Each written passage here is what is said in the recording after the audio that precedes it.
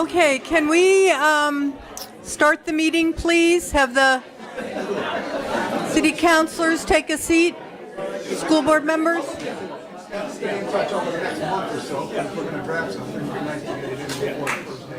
Well, don't listen to me.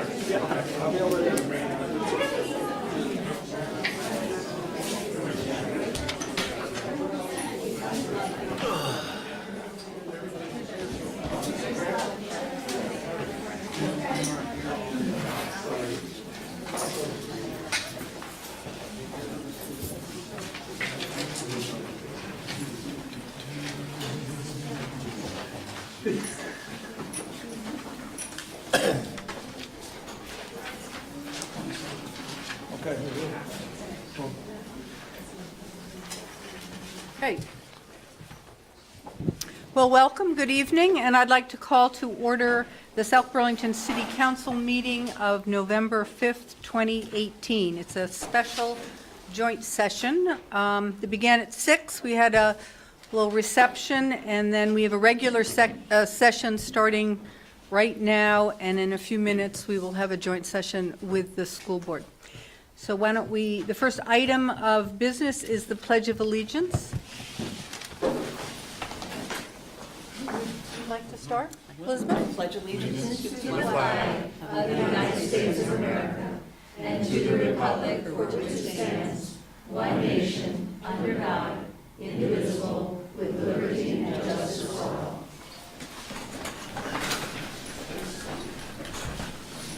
All right, our second item is instructions on exiting building in case of an emergency.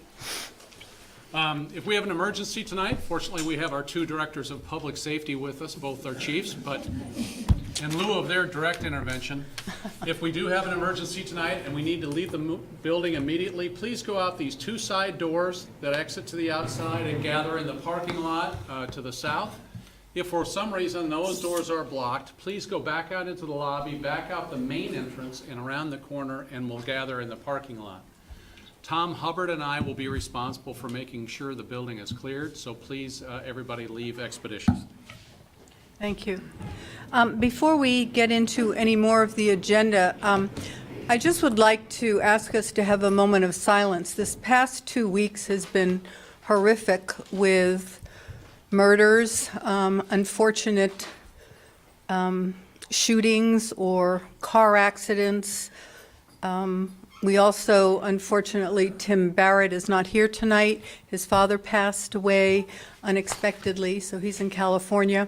Seems like there's a lot of things to think about, and people whose prayers and thoughts we could send might be helpful. And then, of course, I think we probably should all pray for democracy tomorrow and hope that our election goes as smoothly as we anticipate. So you just bow your head and think about those things for a moment. I'd appreciate it. Thank you.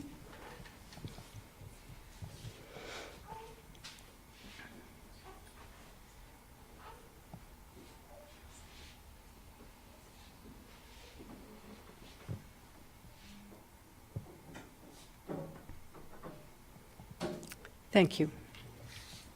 So item 3 is the agenda review. Are there any additions, deletions, or changes in the order of agenda items? Seeing none, we'll move on to comments and questions from the public not related to the agenda. Yes, I know Eric has one, so would you come forward, please?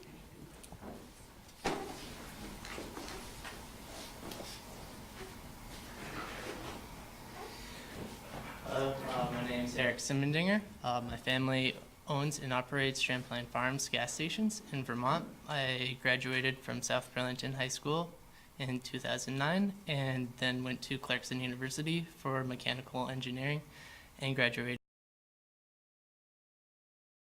I would like to bring up a large concern of mine concerning G5 cell towers in Vermont. I don't believe that these are safe at all and that they are a huge hazard to public health. There are communities around the U.S. that are trying to block the deployment, including Mill Valley in California, which is has recently passed an urgency ordinance to ban deployment in residential neighborhoods. The FCC is not doing their job and protecting Americans from the health effects, mostly due to financial businesses who have a deep investment in wireless technology. I would like the City Council to pursue an ordinance that would protect families and children and elderly in Vermont from G5 deployment in areas such as residential and near schools. There was recently a G5 cell tower that was placed across the street from Edmonds Middle School, and the radiation levels at that school are significantly high and cause for extreme concern. The FCC believes that if there is not enough heat produced to destroy a covalent bond, there can be no DNA damage, but there are other types of bonds that can be damaged by non-ionizing radiation, such as van der Waals bonds, which are bonds that are used during the DNA creation, and the human body produces about 3,000 miles of DNA per day. So people can receive a significant amount of DNA damage without destroying any covalent bonds. Thank you. And I believe you sent me, Eric came last Monday when we were having a training for the election. And so he chatted with Councilor Chittenden and I. And he sent us a number of articles, and I forwarded them to you. And that was sort of the data behind Eric's comments. Thank you. Thank you very much. Roseanne. Good evening. My name is Roseanne Greco. I'm a resident of South Burlington. I came here tonight for Judy. But since I was here and I had a captive audience, and especially I see some of our police officers back here, today happens to be my wedding anniversary, and so this is a little present to my husband, who is a school bus driver here in South Burlington. So what I'm here to say is to ask the City Council and also the residents of South Burlington to start paying attention to the laws we have around stopping when school buses have their arm out. If you've listened to the news this week, you've heard that a number of little children were killed because cars were running through the lights. The school bus had the arm down, and so my husband, who wrote a letter to the other paper a while ago about this, says every single day, people run through past the school bus when the arm is out that says stopped. Every single day he sees cars speeding. I walk every day, and every day I look at the drivers, and mostly their eyes are down. They're not even looking up. So I know we have a law against texting and using your phone while driving, but people are ignoring that. I don't want to see any children or anyone killed, but if it's happening every day, and I know we don't have an unlimited police force, but I'm really urging the council to maybe ask the police department to sort of crack down on that before someone actually gets hurt, like is what happened across the United States this past week. So that's my gift to my husband tonight for our anniversary, that I'm speaking on his behalf. So as he is a school bus driver, proud, and he loves his job, we'll never have to experience something like that, nor will our children. Roseanne, can I just ask you a question? Are there any particular roads on Higley's route that are worse than others? Well, Higley happens to be a permanent sub, which means he goes to all the routes. But what I have seen and what he tells me is, I live very close to Nolan Farm Road, which is a 25-mile-hour speed limit there. I can tell you, if you go 25 miles an hour, people will be on your bumper, as happened just a few minutes ago when I was coming in. That's a very wide area. They constantly speed on that road. Now, Higley stops the bus, and any other school bus driver, they're stopping right on Nolan Farm Road, and kids are crossing. There's no crosswalks on that. But Higley says he sees them everywhere. So it's not just one location. I know for a fact on Nolan Farm Road, and I don't want to, my neighbors who live on Nolan Farm Road don't kill me if the cops come out and ticket you for speeding, but that's an area where cars speed. I've seen people go up on curbs because they're coming around the corner so quickly they can't control. I've seen them up on the grass, and then they're surprised because of the speed, but also there are children on that road, and there are school buses that stop on that road, as there are school buses stopping on many of our roads, except our roads have far more cars on them now. People are way more aggressive now than they were even when I moved up here 10 years ago, and they're so distracted. You put all those three things together, and I was just telling David earlier, when I got my driver's, took my test and all that stuff eons ago, that was one of the sacred ones you never disobeyed. When a school bus stopped, or when we had an ambulance or a fire truck, you stopped, and I was actually shocked to hear that people just disregard that and just go through that school bus arm. It's just so dangerous. And so I just want Thank to you. make you all aware of it, and maybe Right. we can do And something. You got 2 for 1 here with the school board. I know. And the superintendent, so that, and the police and fire. I know, so, it's yeah. a really captive audience. Derek? To see that article, that news item, it's not only hundreds, it's thousands and over several million people a year documented don't stop. I was in Gettysburg, Pennsylvania last Monday morning. I was horrified when a car came flying past the Yeah. school bus. This was in Gettysburg, Pennsylvania. I mean, it's nuts. Yeah. And so I was absolutely 100%, that's an area where our law enforcement should really come down. Yeah, I mean, if we're going to ticket people, ticket them for that. I mean, they deserve it. Yeah. On my street as well, and the bus driver actually honks, and it just catches people's attention. But also the crossing guard has had a couple near misses, and I know I've been in. Well, it certainly is something to, yes. So thanks, Roseanne, for bringing that up. It's not something that we like to hear about, but part of the reason why most of our students don't opposite side cross is because of that. And it's not about the sign, it's about the red lights and the sign. Yeah. And we, even when we're doing same side, so if we're right side, we're dropping off, generally trying to do the right side. That changes our route drop-off, but we don't want to have students generally crossing Right, because of that. But kids are kids, yeah. I mean, they got their neighbors across the street, so. So again, we have worked with the police and we'll continue to do that. We've had actually South Burlington police officers behind us on almost every year and on many routes, and they still will go through, and obviously they get a ticket. A lot of this is about people not paying attention Yes. and being Yeah. in some other Yep. place in their Yep. train of thought and not Yep. paying attention. Right. So I think it's always a good message for us all to remind people to slow down and never, ever go through a red light, no matter where it is. Sometimes even in our parking lots, when they're stopped and red lights are on and loading, same thing. It'll be even So more again, dangerous. revisit your rules, Yeah. pay attention. Well, I like the idea of honking. Yeah. I mean, maybe there's some other protocols. People probably won't like that, but, It has been, Sure. and it's not just. well, it's another wake us. me up, maybe. Yeah, I asked Higley if there were cameras in the bus, like the one we saw, if you saw the news footage where that little boy was almost hit, because there was a camera on the bus, but I guess we don't have cameras on We our do bus. Yeah, yeah, Thank you. thank you. Are there any other comments from the public not related to the agenda? Okay, thank you. Our next item are announcements and the city manager's report. David, you want to start? I gotta look at You've had a big week, because you had a son married.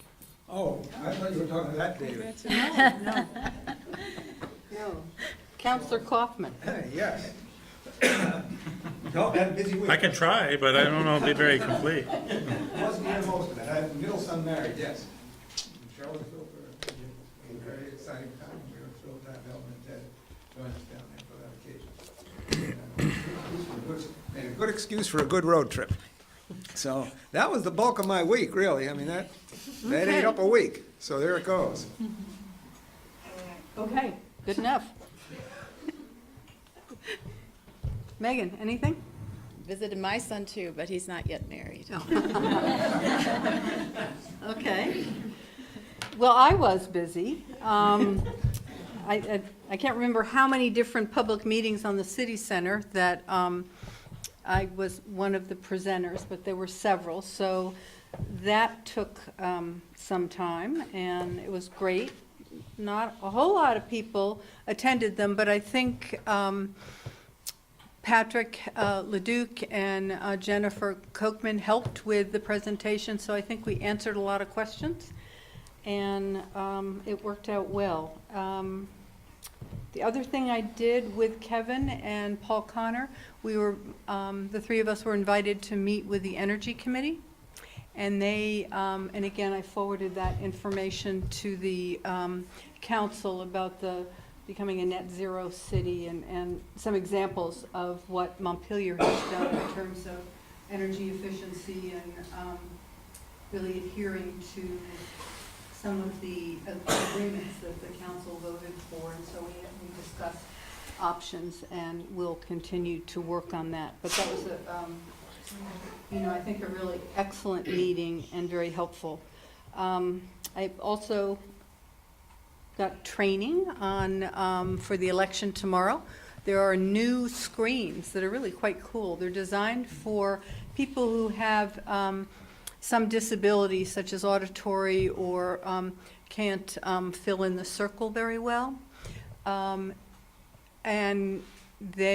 you can plug in tomorrow, and you can sit by yourself, and you can either put the headphones on and listen and have every option read to you, and then you hit the screen with your finger and tell who you're voting for. It reminds you, like for the senatorial state senate race, you can't vote for more than 6, so if you hit 7, it tells you you voted one too many, or if you only vote for 5, it tells you if you want, you can vote for one more.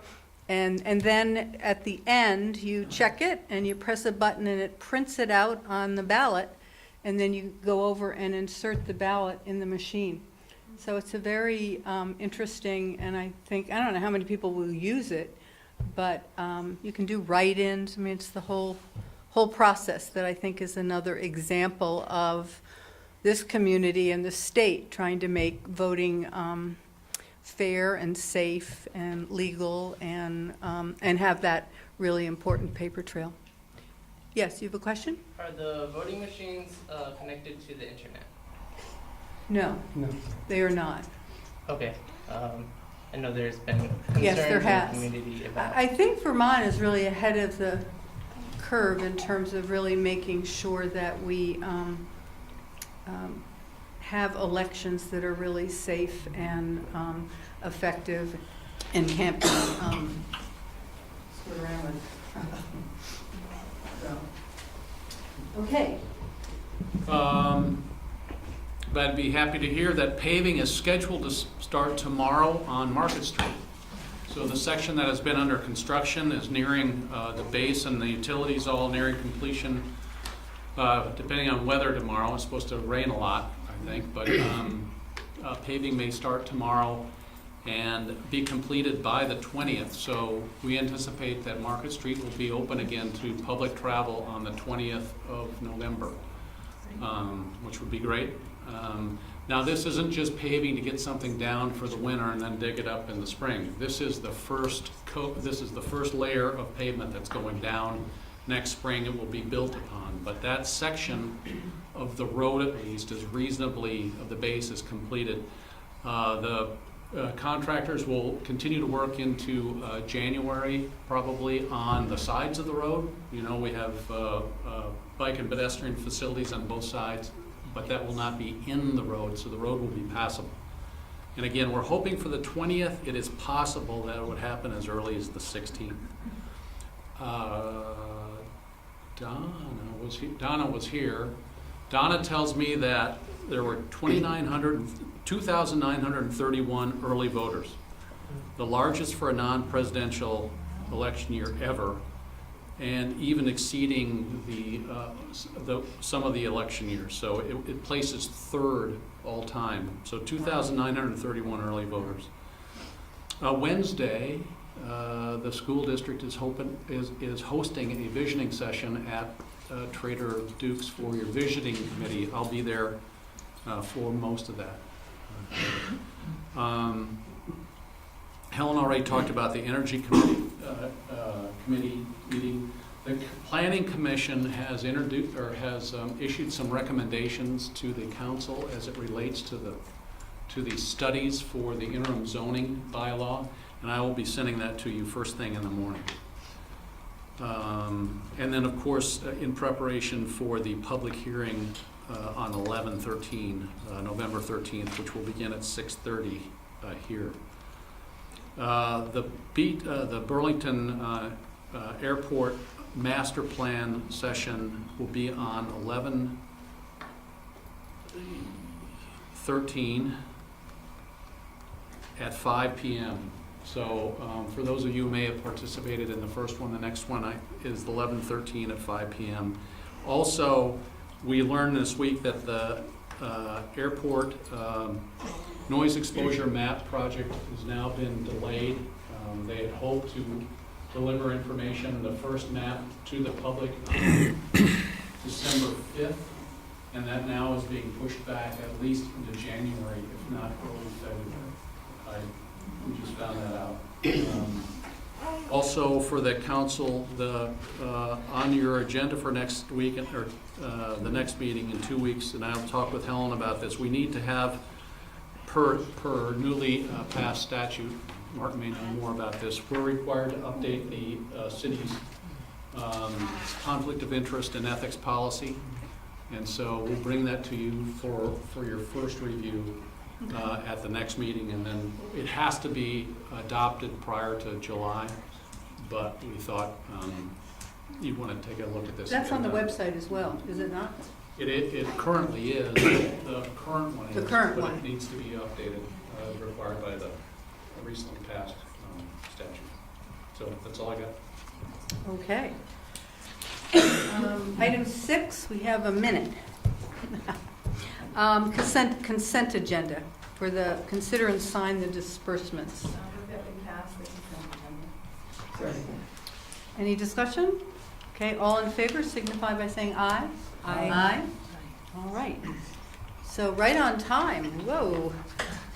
We're going to call to order a joint session with the South Burlington School Board, Monday, November 5th. And the first item is a council consideration and possible approval of a joint city council and school board resolution honoring Judy Cairns, former owner and publisher of the Other paper.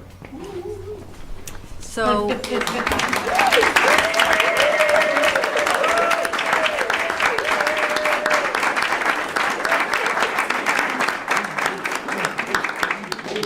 yeah, and Judy has her brand new twin grandsons to have their first taste of public recognition. So both Elizabeth and I are going to take turns reading the resolution because it's from both the school board and the city council, really to honor Judy for the incredible work she's done, we all believe, in letting this community understand and know in a very fair and balanced way all the things that have gone on, or what we discuss, what we vote on.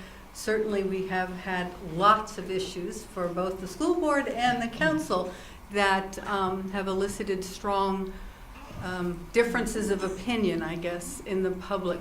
But I think we've always looked to the Other paper and her editorial leadership as making sure that the real news, the real facts were out there in a really even-handed way so that the public knows and could make decisions. So we really do thank you for that.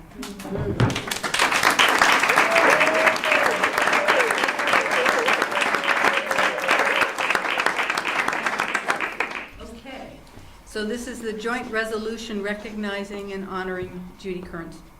Whereas the members of the South Burlington City Council and School Board are celebrating the service to to the residents of South Burlington by Judy Cairns.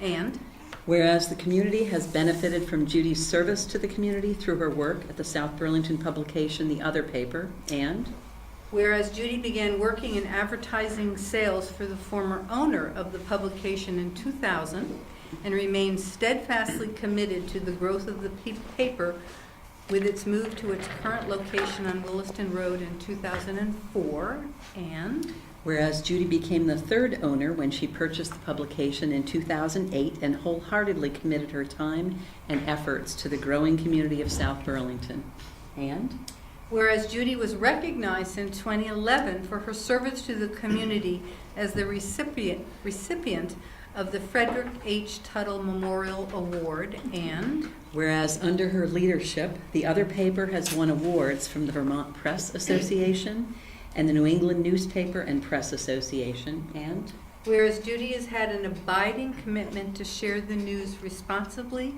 and without sensationalism, and whereas she has made reporting out the City Council, School Board, and Development Review Board and Planning Commission meetings a priority by budgeting for coverage and/or attending herself, and whereas Judy's warm voice and her caring for each person in South Burlington is shown through in the content of the paper and through her relationships with community members. Examples of this include her commitment to photo tributes of veterans and her focus on sharing the stories and photos of individual community members, and her palpable anticipation each June to recognize a graduating high school senior who would be a first-generation college student with a scholarship for a new computer and software to begin his or her new journey, and whereas Judy has transitioned to the Director of Advertising with the new owner of The Other Paper, yet continues to work out of the Williston Road office. now therefore let it be resolved that on behalf of the City of South Burlington, the City Council, and the School Board do hereby recognize and extend their deepest appreciation for Judy Cairns' service and incredible dedication to the residents of the city week after week, month after month, year after year. And Let it further be resolved that we recognize her contributions that have had a lasting impact on the lives of the citizens of this community, and let it be further resolved that a signed copy of this resolution shall be presented to Judy Cairns, and that this resolution will be inserted in its entirety in the minutes of the South Burlington City Council and School Board meetings dated November 5th, 2018. So Judy, please come forward.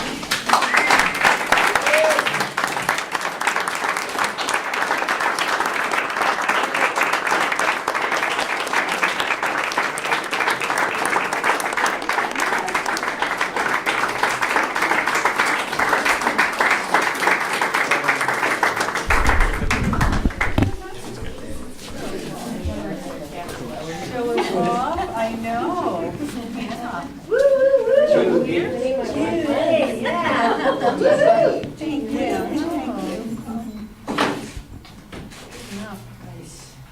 Okay.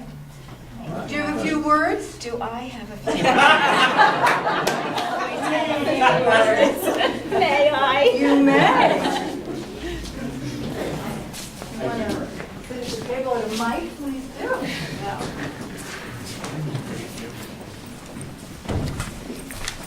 I wrote them down. I was afraid that I wouldn't remember.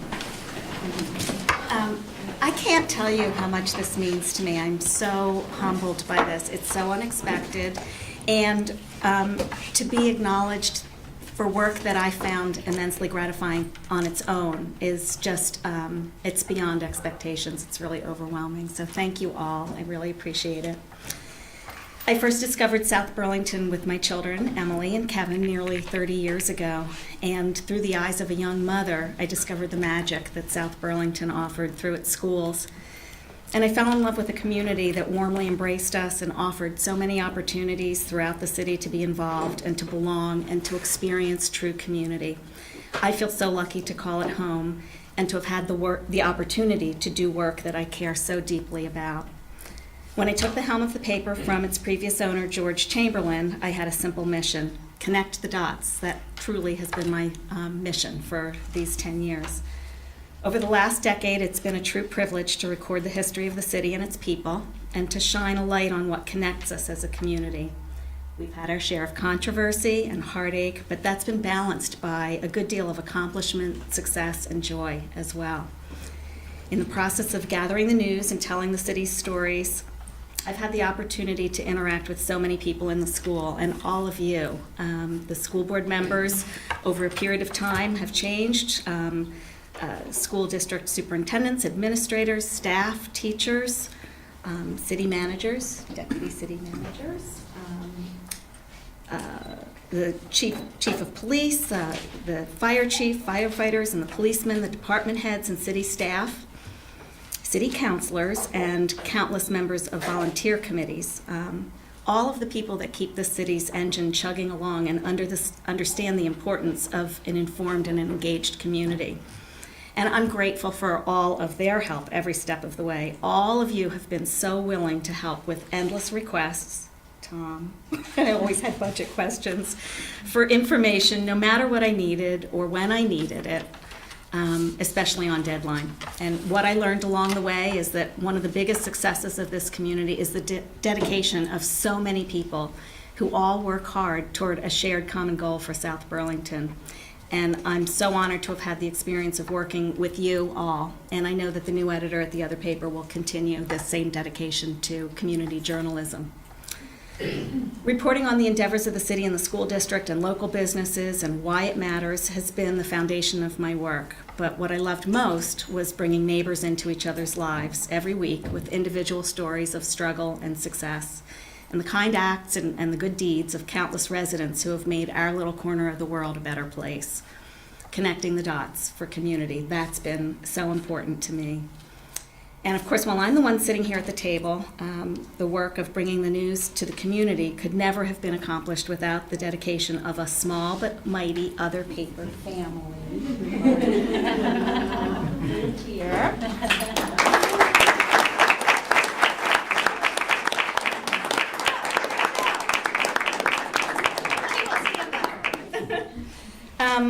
I want to share the accolades with every one of them. They care so deeply about this community. They share a passion for their work and their community, their commitment to the members of the community to put out a hometown newspaper that unites and informs us every week, like you said. Solution. They've been amazing colleagues and they're true friends. And I count myself so lucky to call all of you friends as well over the years. So many, many thanks to you for acknowledging me. It means the world to me. This is such a unique place to live, and I'm honored to have been a part of it. Thank you so much.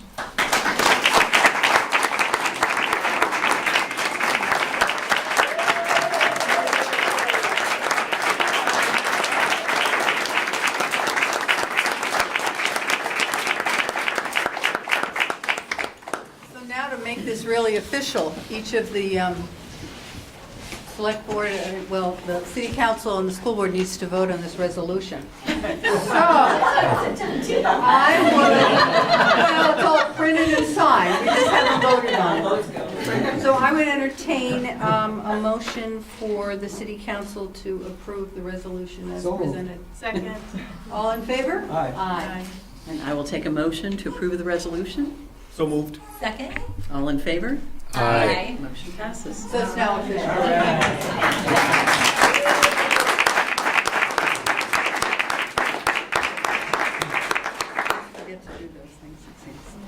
All right, so our third item in the joint session is a joint public information session to review and discuss items to be presented to the voters on Tuesday, March 6th ballot.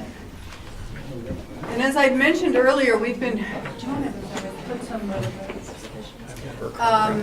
doing public meetings discussing the ballot items in the community center and answering questions. Those typically have taken about an hour and a half, and so we're not planning to do a full vote presentation tonight unless there are lots of questions people have. I think we'll do a skinny down version and then welcome any questions that the public might have. So Pretty skinny so far. It's his, well, oh. Are we having the projector? All right. Real No signal. No signal. Well, there's no questions, no signal. Let's go to the next agenda item. Yeah, adjourning? Well, I guess I can punt a little bit. So tomorrow, there are actually 4 ballot items that relate to the proposed community center, which is comprised of a library, a senior center, and city hall.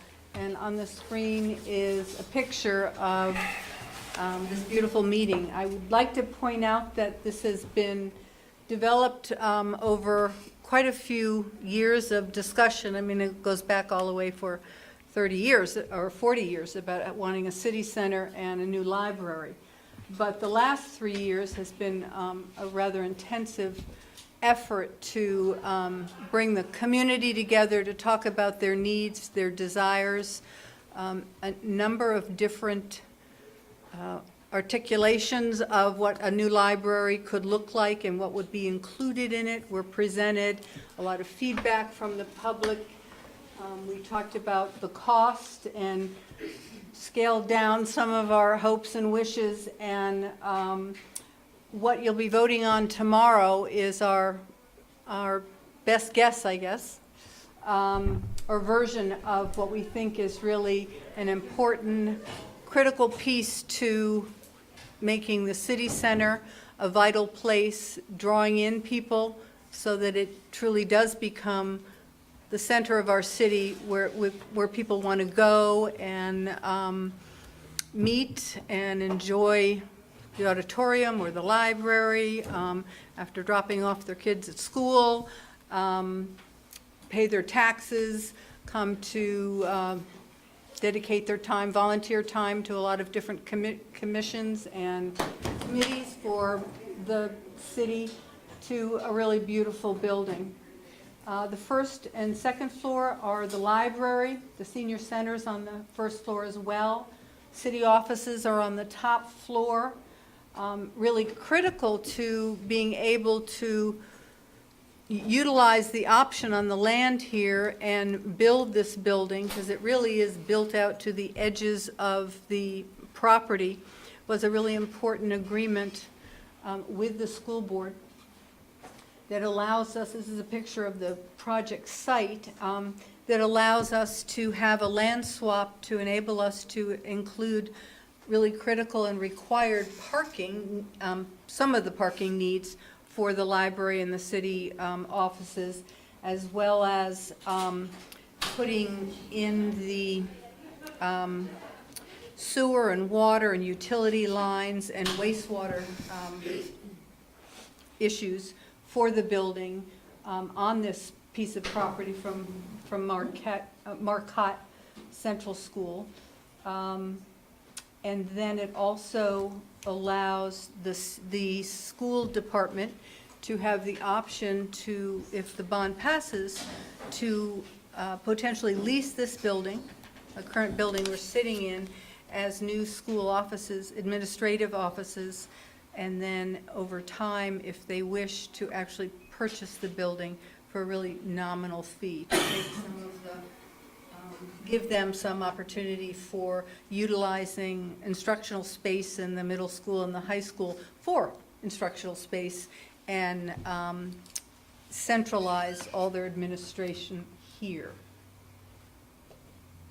Next to the property actually is Allard Square, which I think some of you have seen the beehive going up the wall, and that's a senior housing project that this community supported with money in conjunction with Cathedral Square and the state and the federal government to build that. And then this picture shows the orange is the library spot. I don't know if, do you want to talk a little bit about the library, Patrick? Just. Sure. The highlights of. Oh, yeah, Patrick Why don't you do Leduc. the whole library, first floor and second floor, and then we'll do the. Sure. Patrick Leduc, Chair of the South Burlington Library Board. So what you're seeing here is the first floor of the building. It's the largest square footage of the floor. The building gets a little bit smaller as you go up, and Helen will probably talk about that in a little bit. If you look at the bottom where that vestibule is in the gray, that'll be the primary entrance. You'll walk in, you'll see kind of the opening hallway there, very bright, and you'll notice in some of the pictures you'll see in a second, it's very airy there. You'll be welcomed by the city clerk's office right there, very welcoming spot. And that's where the city clerk's office is in the blue. And if you were to turn to the right, instead of going toward the blue, you'd walk right into the first floor of the library. And as you walk in, and you'll see the service desk right there, where you'd be greeted by the library staff. You turn a little bit to the right, there's that curved staircase, go for the second floor. If you continue to go to the right, there's like what we're calling a living room space there. So it'll be nice, comfortable couches and chairs. There's a fireplace in there. Great place for our community members to come together and talk, get to know each other, catch up on the daily events. As you go around the staircase, head to the other side, there's an early learning literacy room for toddlers and infants. That's one of the few kind of cordoned off areas so that parents can feel comfortable that they can let their children kind of crawl around and get to know the place. As you come out of that space, there's another children's space outside, lots of stacks. This is really the children's library space on the first floor. Lots of movable equipment, so the librarian can kind of set up new spaces, do lots of programming. As you move back toward the back of that area, there's an activity room. And you'll see rooms like the activity room on all the floors. Again, very flexible spaces with storage tables and chairs and other facilities in them so that we can set them up for one program. Tomorrow, do something different in that space. As you move more toward the left, you'll see library office staff there. So that's where our staff will sit and have as their back offices. And then some storage in the back. And way over toward Kevin there on the top is the auditorium. That's a 100-seat auditorium that we're planning on.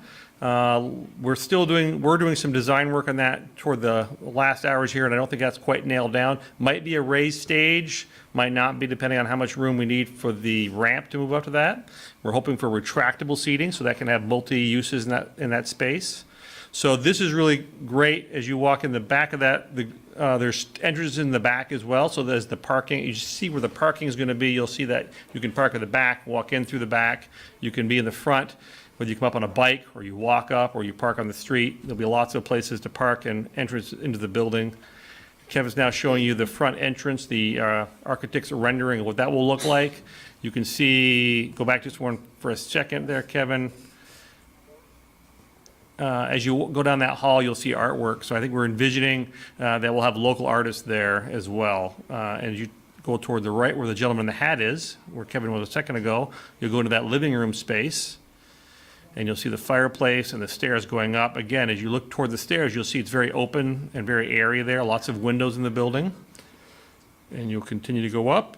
And here's some of that, still on the first floor, this is the children's space, where that representation of a tree kind of in the middle, kind of a nice little artifact there. Lots of comfortable seating. There's little reading nooks in the back where you can move around. On the right-hand side, you'll see those kind of curved things that, I don't know what we're calling those, but those can be moved around so we can create a little space for toddlers or for young people to kind of call their own for a little while and then rearrange the space for something else. And here's the rendering of the auditorium. And you'll notice there, can't really see it great, but there's a raised ceiling here, so there'll be lots of space there, and we'll show you what that looks like on the second floor in a second. We're going to skip this one for a second and then go to the second floor. So the second floor is entirely library. So you can see that staircase in the middle again, and there is an elevator just to the north of that. And there's another elevator that Helen will talk about on the other side of the building that goes up all 3 floors. This one only goes to the first and second floors. Again, in the front and the bottom of this picture, kind of above where the opening was, there's a terrace, so you can kind of come out and sit on the terrace and read your book and catch up with some friends. Lots of stacks here. You'll see various rooms throughout that whole space that we can use for multiple purposes. Large meeting room, where Kevin was just pointing to, where the public can reserve that space for meetings. The library board can have their meetings there. Anybody that reserves it can use it. There's a digital lab up above that. Some teen spaces and some young people spaces. We didn't really highlight it on the first floor when I went through that so quickly, but really as you kind of look at the whole space, we have a children's space on the first floor, that infant room. In the back there was a tweens room, and now you'll see there's a teens room up here. So we kind of have this progression of when our youth are kind of ready to move and call their new space their own space again. So really kind of a great environment for all of our community. Lots of seating, you look toward the right, lots of little seating, lots of study rooms and meeting rooms so that people can come up and work together on their projects. In the back, there's another multi-purpose room and restrooms in the back. Lots of flexibility to do lots of different programming for our community. And then, so we'll show a few more of the pictures, Kevin. You're a real Vanna White. He is. I'm impressed. We talked about that terrace that's right outside that staircase. This is the view of that. So again, the staircase is kind of open, so that light moves through the whole place. You can sit outside. Here's that digital lab. We'll have lots of technology in here so that our youth can work on that, and our adults can work on that as well. Our seniors could potentially do projects in there. Again, a glass wall so that we can see what's going on. I mentioned the auditorium had a kind of a higher ceiling in the auditorium, so this is the what the architects have designed for above that. So this is a raised reading room. You can see that, like the staircase there with the look of books, lots of comfortable seating. The gentleman up there by that wall, it's a big white wall so that you can work out problems with dry erase markers and solve problems. Kind of a cool little place that's a little bit different than the rest of the library. So, and this is the third floor. So we'll go back to the senior center. So before I give it over to Jennifer to talk about the senior center, one of the things that I am really enjoying about this design and this collaboration between the city and our senior centers and our library is that we bring all of our key parts of our community together. So new people coming into our community have a place to go. Libraries are really that always public access to information for all of our youth, or all of our community, I should say. We have our seniors and our youth in the same space by design. Lots of intergenerational opportunities here for them to work together, to learn from each other. We have our center for our government in the same space. I could envision, and I've said this to Helen without committing her in a couple of places, that, you know, what if the city council periodically had their meetings during the day and the school could have students come over and participate in city council meetings or have mock city council meetings. They can interact with our city government and Kevin and Tom and see how things operate. Our seniors potentially could be more engaged with our youth and more engaged with our local government. So there's lots of great opportunities here that really don't exist unless we move this forward. So that being said, let me turn it over to Jennifer for the senior center. Thank you. And if anyone has questions afterwards, we'll all be available. Hi, I'm Jennifer Kochman. I'm Chair of Recreation and Parks Committee, and I'm happy to advocate for the whole concept of this building. I want to reemphasize what Patrick said about the flexibility and multi-generational and interconnectivity of all of the different ways that this people can come together in this facility. So the Senior Center is going to be programmed by Recreation and Parks, and if you go to the next slide.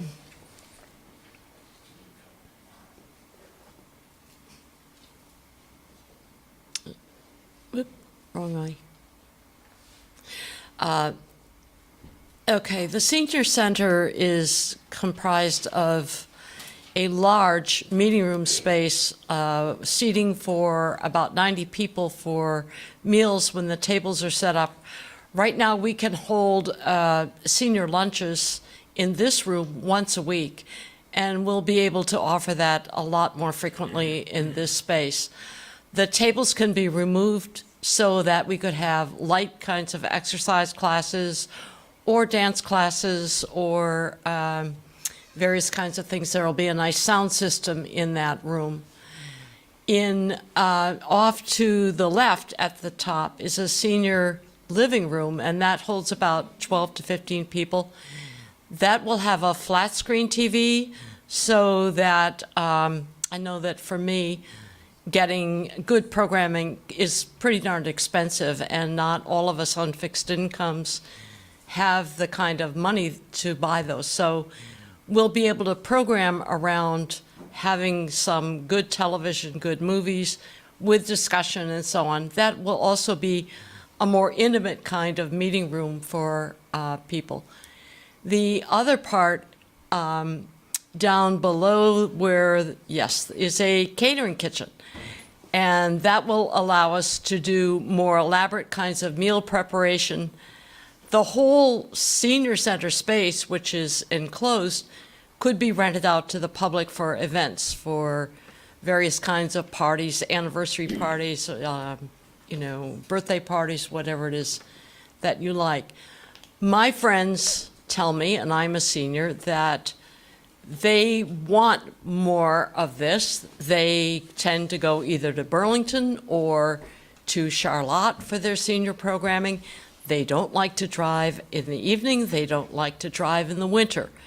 And so they are very much looking forward to having this program space, which will be for seniors from 8:30 in the morning until 4 o'clock in the afternoon. And I think that for those of us who are retired and our families are grown and we're feeling pretty good most of the time, and we want to be able to explore the kinds of things that we haven't been able to do when we were raising our families and, full tilt into careers. And so whatever people bring to this in the way of their imagination of what they want to explore, we can try to make the programming happy for people.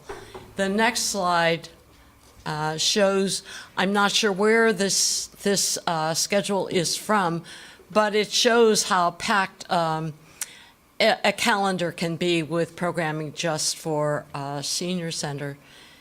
And Recreation Parks is very excited about this. In the evenings and on weekends, we can offer programming to other groups of people, adults and children. So it's good to have the programming space with the library and City Hall. I think this is a really good arrangement here. Thank you. Thank you. And then, as I mentioned earlier, the third floor is the smallest floor, by design to give some interests and provide some terraces and also some potential green roofs. Each floor is a different shape, and it gets smaller and smaller. So the top floor is for the city offices. There's an elevator right there that is mentioned. This is the only one that goes up to the third floor. So if and when there are evening meetings, it's a separate elevator, and the library can be closed and people aren't wandering around in there. It has a large meeting room. The rest of the office is an open floor plan, which my understanding is the staff is very excited about. There are little kind of centers or groupings of employees, but you can stand up and look around and see other employees, and that tends to provide the opportunity for a greater amount of collaboration, while at the same time you can sit down and still be with your own your own topic. We are in the back where it says planning and zoning. The design there, we're very excited about that. It will bring together planning and zoning into one area. Right now it's in two parts of this building, so it isn't quite as effective or efficient, and this will, for the public as well as for the employees, they'll be working together in a similar space. There's, in the gray in the back, there's shared library and city center staff rooms, bathrooms. There's a skylight in the middle that opens down into the second floor to allow some additional light. And there's some other smaller meeting rooms, so if I don't know, you want to have a smaller meeting, the public could use those as well as the larger meeting room, and certainly the staff. The white square at the top is another terrace, and that will allow for people using the meeting room the option to utilize the terrace in good weather, or just allow people on the third floor to go outside and realize that the sun is shining and the breeze is nice, or it's snowing and you like snow and you can make some snowballs. So I think that's the highlights of that. It's planned to be, to allow both the library as well as the city offices are designed for a modest amount of future growth. So we're not going to be packed in there, even though you see all those desks. Not every desk in the picture has a person behind it at this point. At some point, it might. But it allows for the growth that we see as a community, both in terms of enough space for additional books and library staff and utilization. Another piece that was very exciting to the council, I think, is that it's a very energy efficient and green designed building. It's between a gold and a platinum rating for, so it's not net zero, but it is as close as we can get. At the top is a solar roof. It will generate solar energy. We will get a credit from the electric department, or I guess Green Mountain Power, and that will help pay for some of the energy that is utilized by the building. It also provides, I think, an attractive architectural feature and some shading for the top floor. Heat pumps will be used throughout the building. It's very airtight and insulated. There's sunshade fins throughout the building. LED lighting will be installed, and a lot of windows with natural light as well. There's cool carpet on the floor that's tile carpet, so if you spill something on one of the squares, you just rip up one square and then replace it with another one, so you don't have to wait till it gets really yucky looking and replace the whole thing. As I mentioned before, there are some roofs that are green roof ready.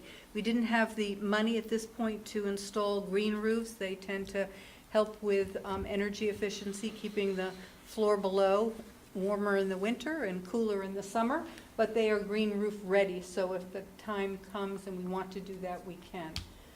It will be served by transit.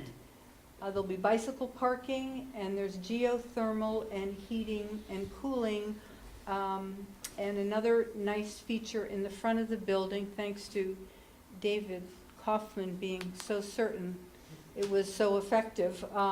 The sidewalk in front will be heated so that it won't require shoveling or using salt, so we're not tracking all that junk into the building. The project site, the actual building is that yellow street, and then the blue lines show the approximate outline of the property once the agreement with the school for the land easement is adopted by the public. And this shows how we will use that land agreement land with the school district. The yellow piece is, that whole swath is really the piece that we are swapping with the school board, and then there's another little piece off to the, is that the east? Way over? Is that east? Yeah. That will allow Garden Street, when it's built, to have an appropriate turn onto Midas. But that yellow part will be where underneath will be utilities and the sewer and water treatment for the parking lots. And then the blue is a new access street to the school. So as a result of this land swap, the school will have a permanent street leading into it. Right now it cuts sort of through the middle of the proposed building, and this will be a forever street. They'll own it. It'll have parking on both sides, sidewalks and bike paths, providing a really improved safety access to the Marquette Central School parking area. in conjunction or working with the school department and the school board, transportation experts with school busing are working with them to design the new parking lot. We'll be replacing the slots taken away with this land swap, as well as a safer and better access route for the buses to go into the school and exit, as well as then providing a, what we hope, or they hope, will be a safer drop-off and pick-up route for the public. The project financing is based really on three things: our cash on hand, the debt that we will accrue, as well as some other source of TIF money. So looking at the pie shape, the entire cost of the project is $21.8 million. The bond that we're asking for tomorrow is $20.4 million. So the difference of $1.4 million is the money from impact fees, the blanchette fee, and the solar array net metering credits. So the two largest portions are the reserve fund bond proceeds, 71%.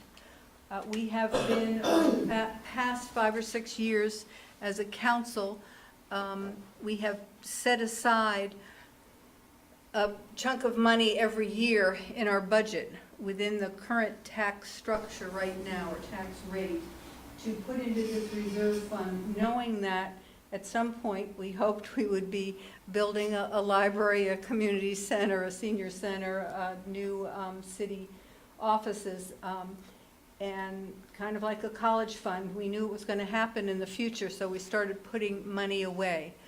Last year it was $760,000. The year before and the year before that, I think it was about $860,000. I think the very first year was $310,000 or something like that. It varied, but that's our reserve fund.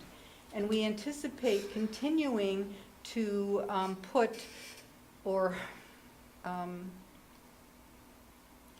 identify $736,000 or $7,000 every year to offset or pay for this structure. And then the other 23% comes from the TIF, district financing. I think this is a pretty nice picture of what TIF district financing really means. And in 2012, when we applied, the first little green building there, when we applied for the TIF status, that was the year it was granted.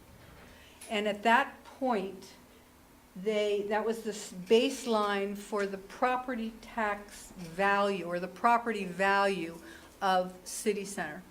I mean, excuse me, of the TIF district.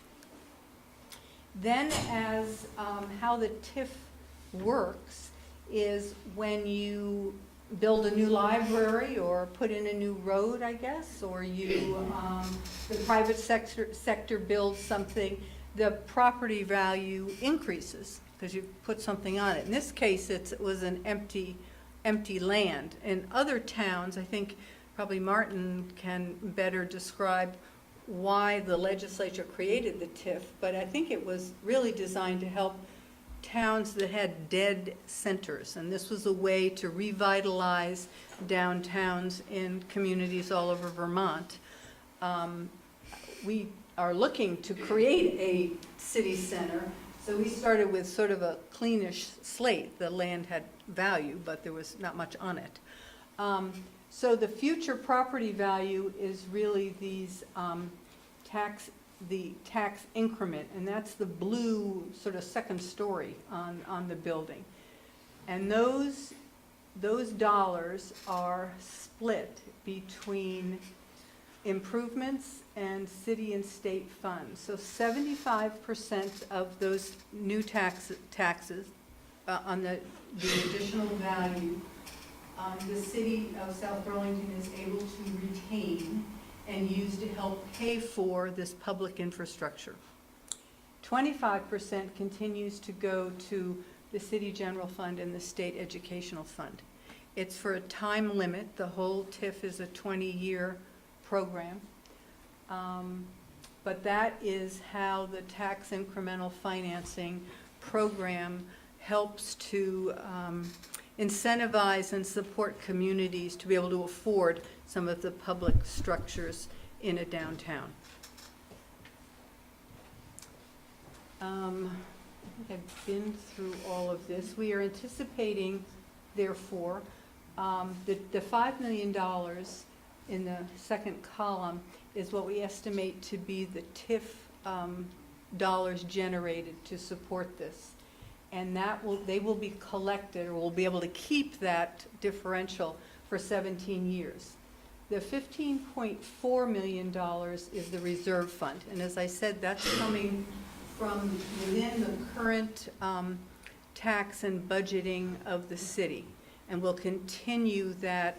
In this case, it'll be $737,000 annual tax contribution, if you will, to pay for this. And over 30 years, it adds up to $15,400,000. So the combination, plus the impact fees, the Blanchette fees, will support the project, which is why we can say that there are no new taxes needed to support this project. That is not to say we aren't already using taxes to support it, but that we have been collecting them over the last 6 years, so it doesn't require a tax increase to fund this. The TIF dollars, the $5 million, we believe is a pretty conservative number, and it's based on what we know to be developed within the orange, right? Yep. And that's land that is, 29 million.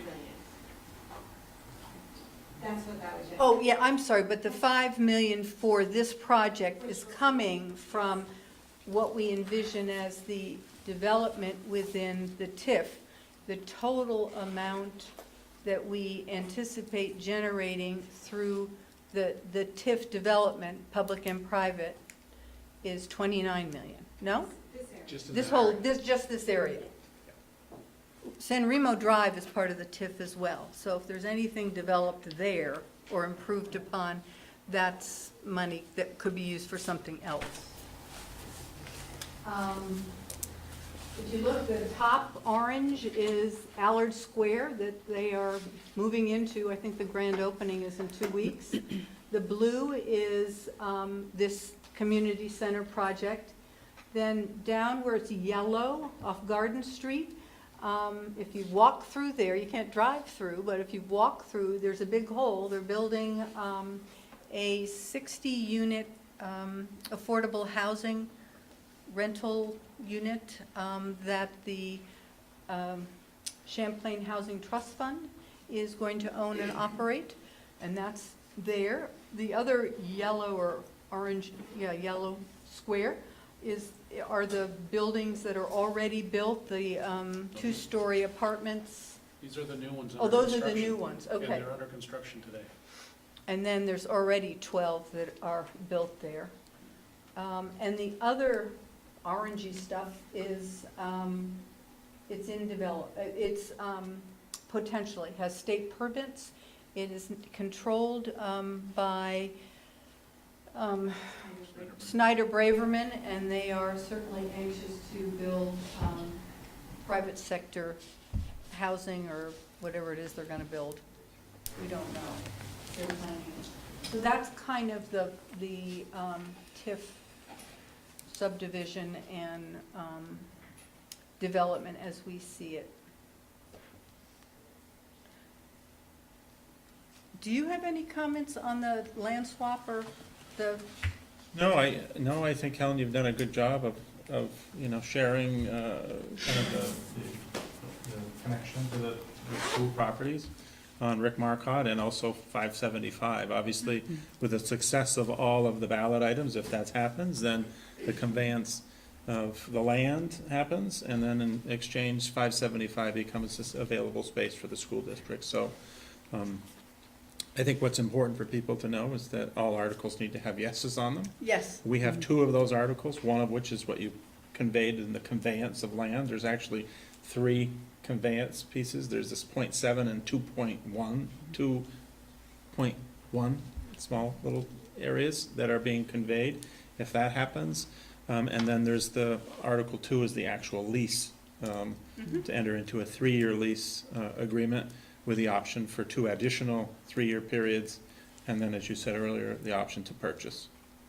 Great. Yeah, I think one of the most important aspects of the project from a school perspective, aside from what you mentioned, Helen, around permanent access, around some of the cost avoidance associated with stormwater improvements, and so forth, are really the flexibility that accessing this property in the context of master planning and visioning could have for the school district over a period of time. We're going to have a session on Wednesday, and we continue to move that process forward, and this does provide flexibility to the district.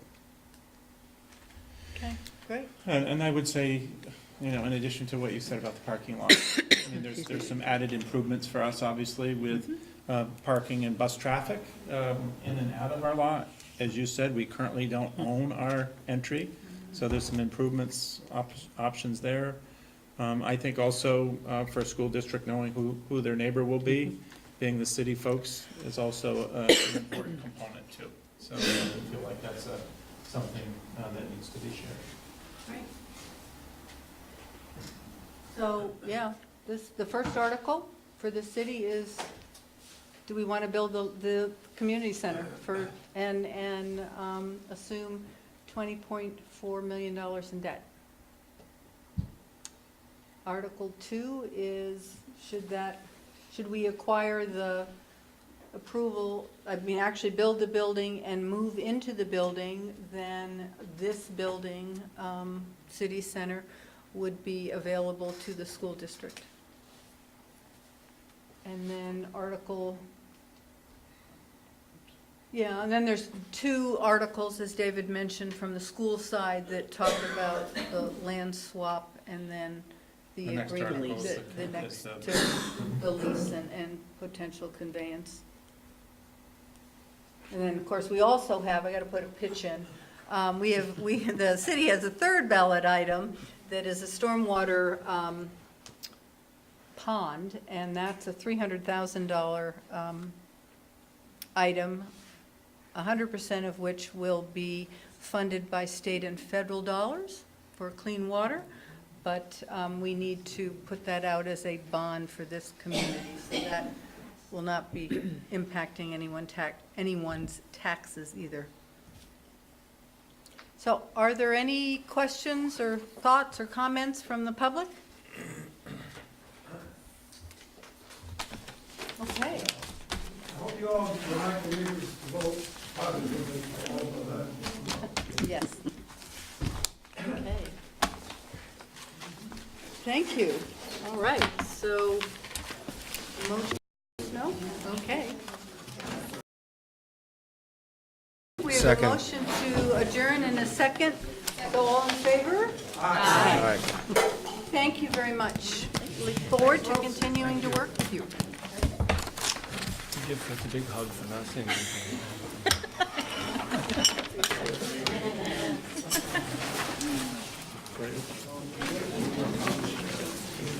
Yeah, I think that. Okay, why don't we just take a very quick break so we can rearrange the tables and continue with our meeting. Are you okay? We're fine. All right, well, let's not break, then let's just continue.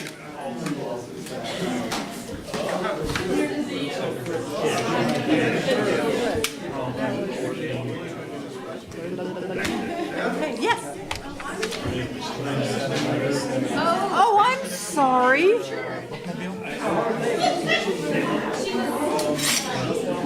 Yes.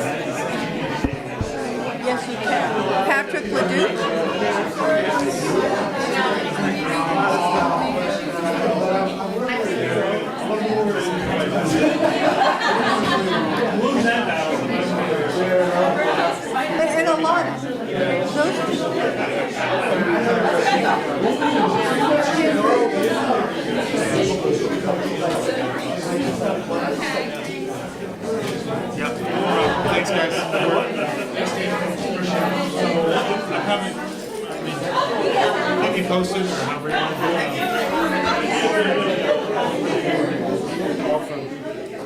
We're gonna go get dinner someplace.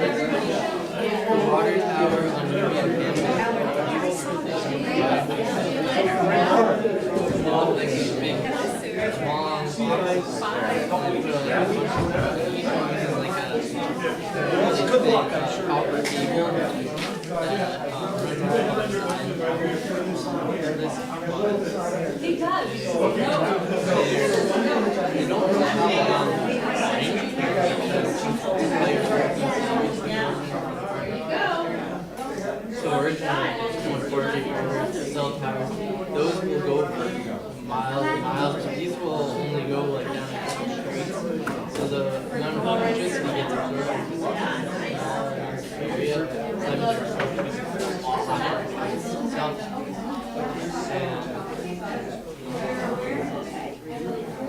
So like, this is a normal cell tower, and types of frequencies. There's skywaves, which bounce frequencies off the ionosphere, and then they go back.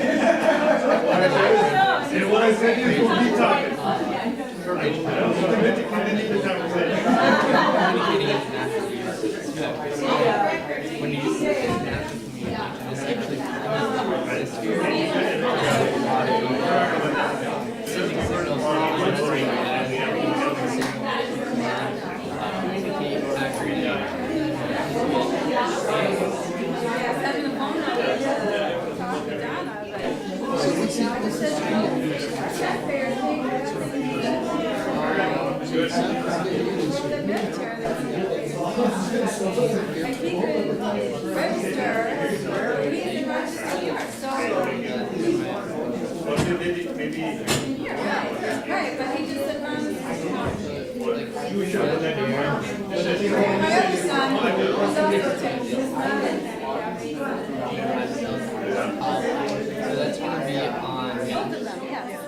I don't think university. not south with yeah, this is like you can see this.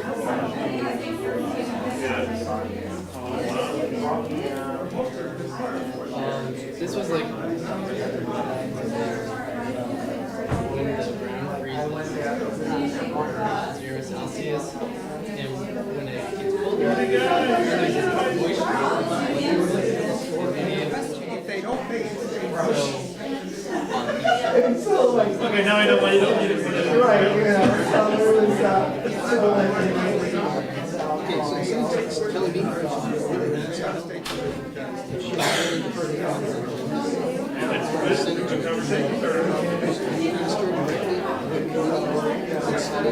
I have not.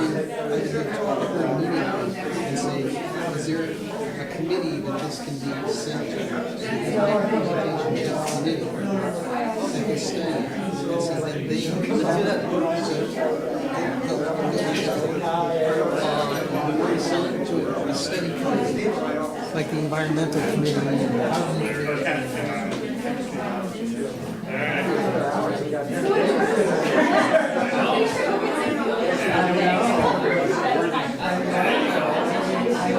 Well done. I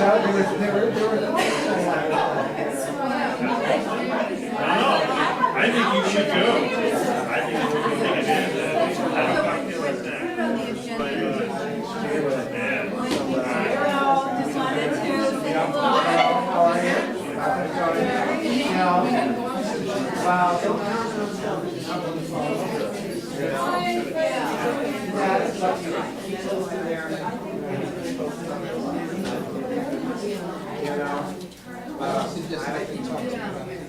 You're welcome to do it. Okay, how are you? Okay. So let me think about that and try to figure out which.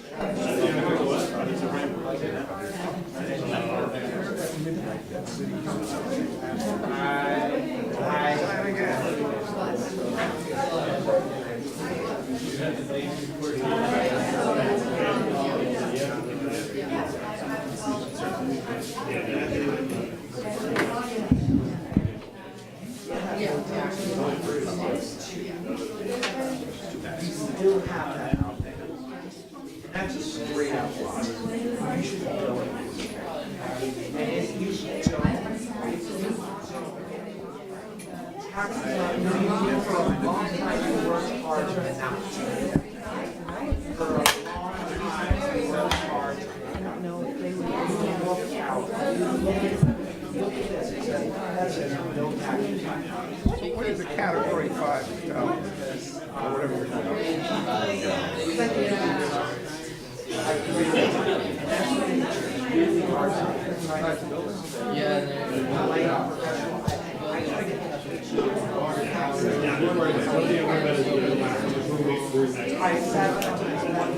the tower, by our water tower out here on Dorset Street. So like, And then you still work this out. yeah, they have that.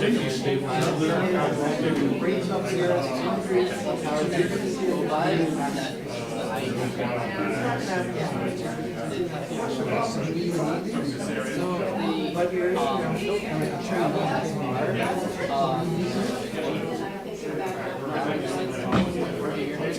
the lower frequencies are a lot farther in the environment and doesn't.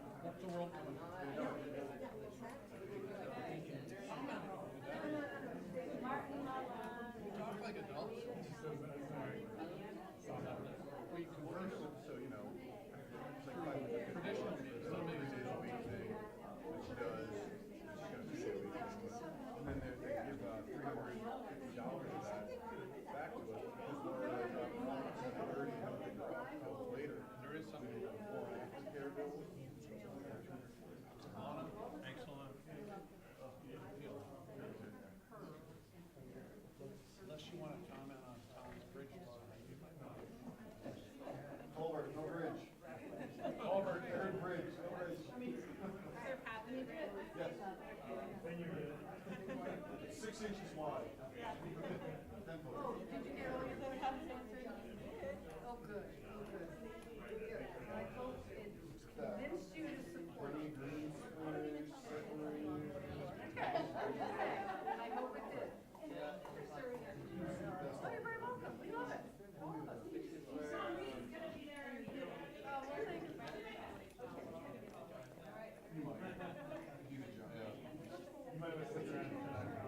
It's a long way down. The slope is pretty accurate. I'll double check. I talked to you this afternoon, said no video. I talked to you this afternoon, said no video. Well, we had it all, I mean, we're gonna just talk to these slides. Do you have it on your, is that a computer? I only work on I got a computer. Yeah, if you want, we can flip through it.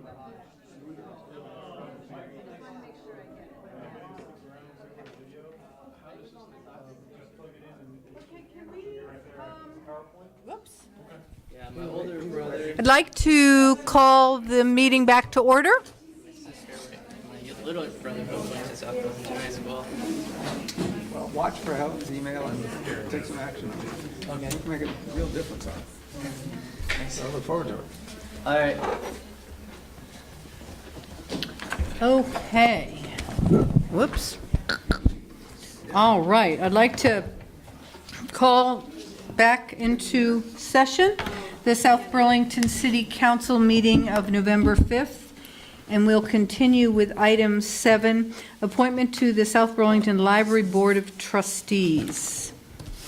And as you know, we don't normally do things out of session, but given what I hope will be a positive vote tomorrow, and we will be launching work on a new library and some significant fundraising and a lot of work to get that really to happen. There's an opening on the library board, and I was approached to request that we take it up kind of out of in a time frame that we don't normally do. So we have before us an application from Diane Bugby. Would you like to come up to the table, Diane? I mean, not really, but. Oh, we're not mean. And Diane is interested in filling that slot. I think we all know her from a variety of experiences with her as a school board member, as well as just being a very active resident in this city, and really a concerned resident, and coming before us on a variety of issues in a really thoughtful, wonderful way.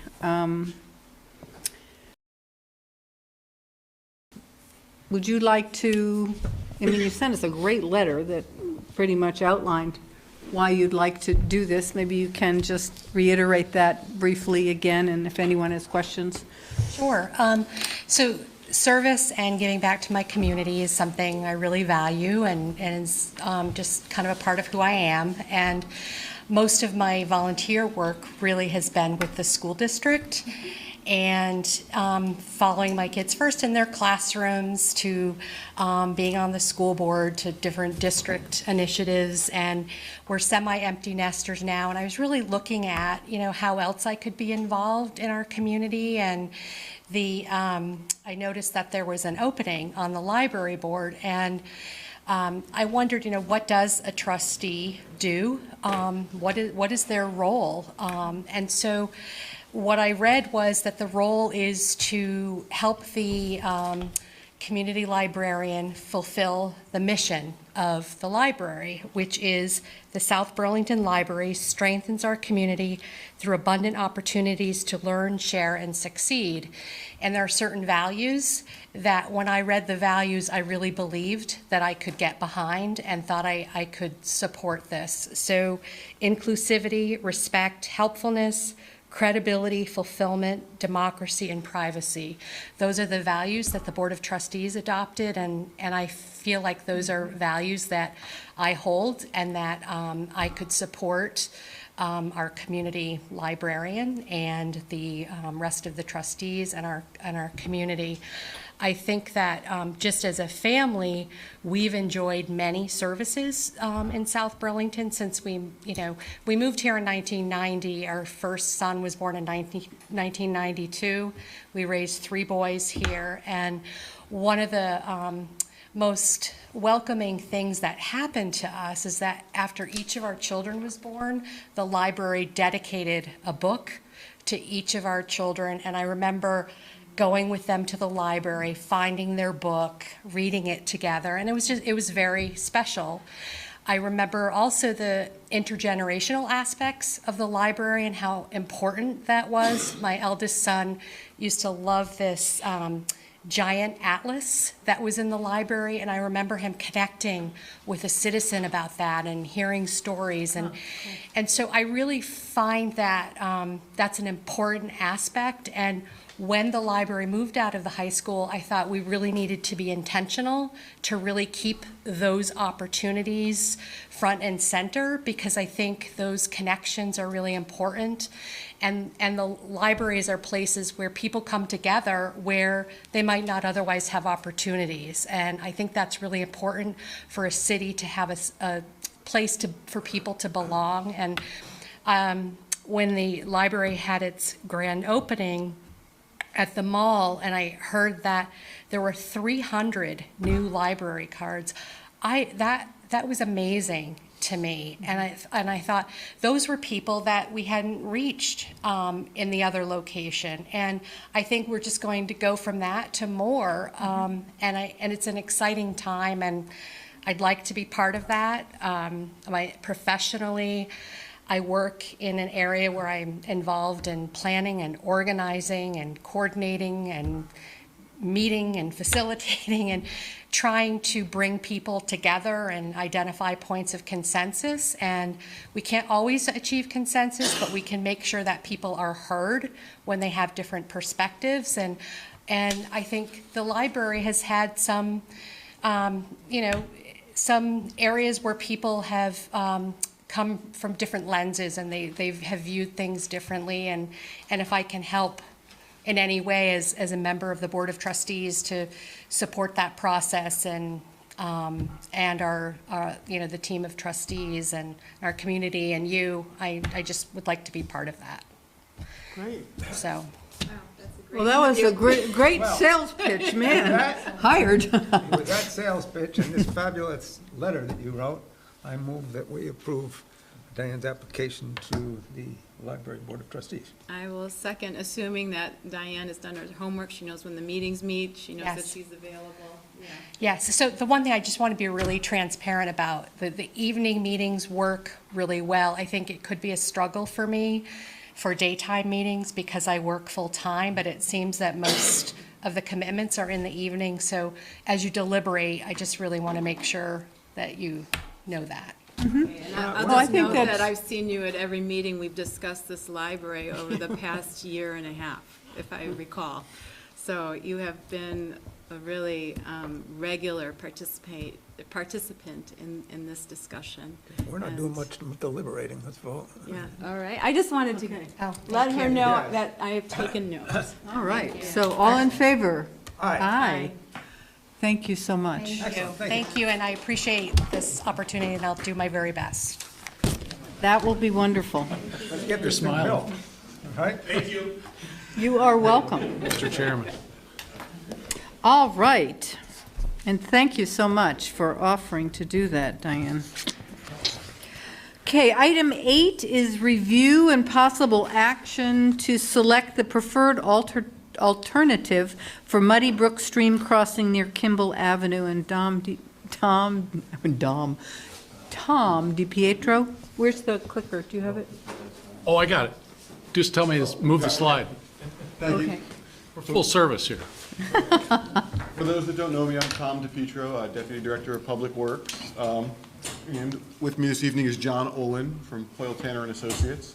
He's the engineer on this project. Here to talk to you about the culvert that carries Muddy Brook under Kimball Avenue.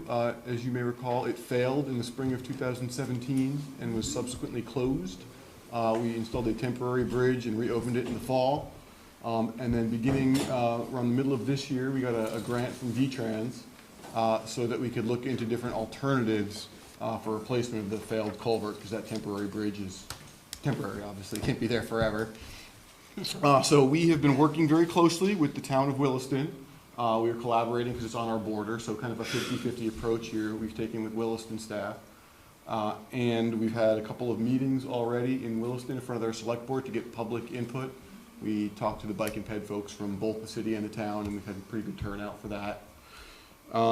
And so what we were going to do tonight, with that little bit of background, is I was going to turn it over to John to quickly go through some slides just to give you an idea of what we've considered and our recommendation for how we'd like to move forward with kind of engineering, design, eventually construction, and placement of this. Great. Thanks. Welcome. Thank you. All right, thanks, Tom. Yeah, this presentation was meant for a bit longer of a time frame, so I'm going to do my best to go really quickly through it. We're going to go high level, and if you want to come back to anything, we can come back at the end. High level, better keep this fairly basic. We'll keep it basic level then. Got three non-engineers. Non-engineers, that is for I'll just darn talk sure. really fast. Next slide. So this is the project location. We're located between Kennedy Drive and South Brownell, right at the border of town of Williston, where Marshall Ave in Williston meets Kimball Ave in South Burlington. Next slide. So the project schedule, we had our first local concerns meeting back in June. In accordance with our study phase here, we had our alternatives presentation to Williston in October, and here we are for South Burlington, with the final report being scheduled for completion here in December. I want to point out here just that in this, we're really looking at a construction completion somewhere at best like 2 years out, but probably more like 5 years out. So I want to keep the expectations of people who are hoping to get a new culvert in place and get rid of the temporary bridge. It's going to be a little bit before funding and design and permitting and right-of-way can be completed. Next slide.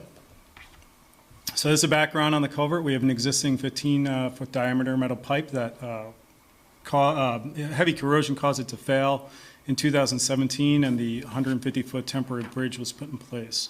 We have a measured bank flow width, which is the width between at the bottom down. You guys might have heard about it before, but that's the important permitting width that we measured with the river management engineer from Vermont at 32 feet, and the depth of the road to the stream bed is 30 feet, which is a pretty deep crossing, and that comes a lot into play of how much the cost of this and the impacts when we get further into design. Next slide. A little bit here about the roadway. It's a Class 2 town highway, major collector for the federal aid highway system. Posted speed limits of 40 miles per hour for Kimball and 30 for Marshall Ave.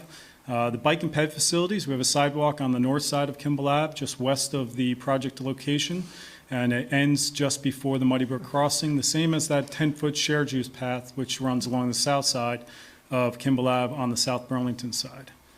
There was a 2006 shared use path study and a 2010 update, which both pointed to this Muddy Brook crossing as a major barrier for continuing the path into Williston. Next slide. So our purpose and needs statement, we took this from the local concerns meeting and from meetings with Tom, the city, and town of Williston. This is the abbreviated version. There's a lengthier one that'll go in the report, but replace the failing culvert and temporary bridge for the Kimball Ave roadway over Muddy Brook with a permanent crossing structure. That's first and foremost. That's what we really need. We have a failed culvert. We got to get a new one out there. Provide solutions and treatments that will improve the water quality of Muddy Brook, minimize the resource impacts. Provide safe facilities for all users, including bicyclists and pedestrians across Muddy Brook, from Community Drive to Shun Pike, the extent of the project limits. And then improve the connectivity between existing and proposed bicycle facilities in Wilson and South Burlington. Next slide.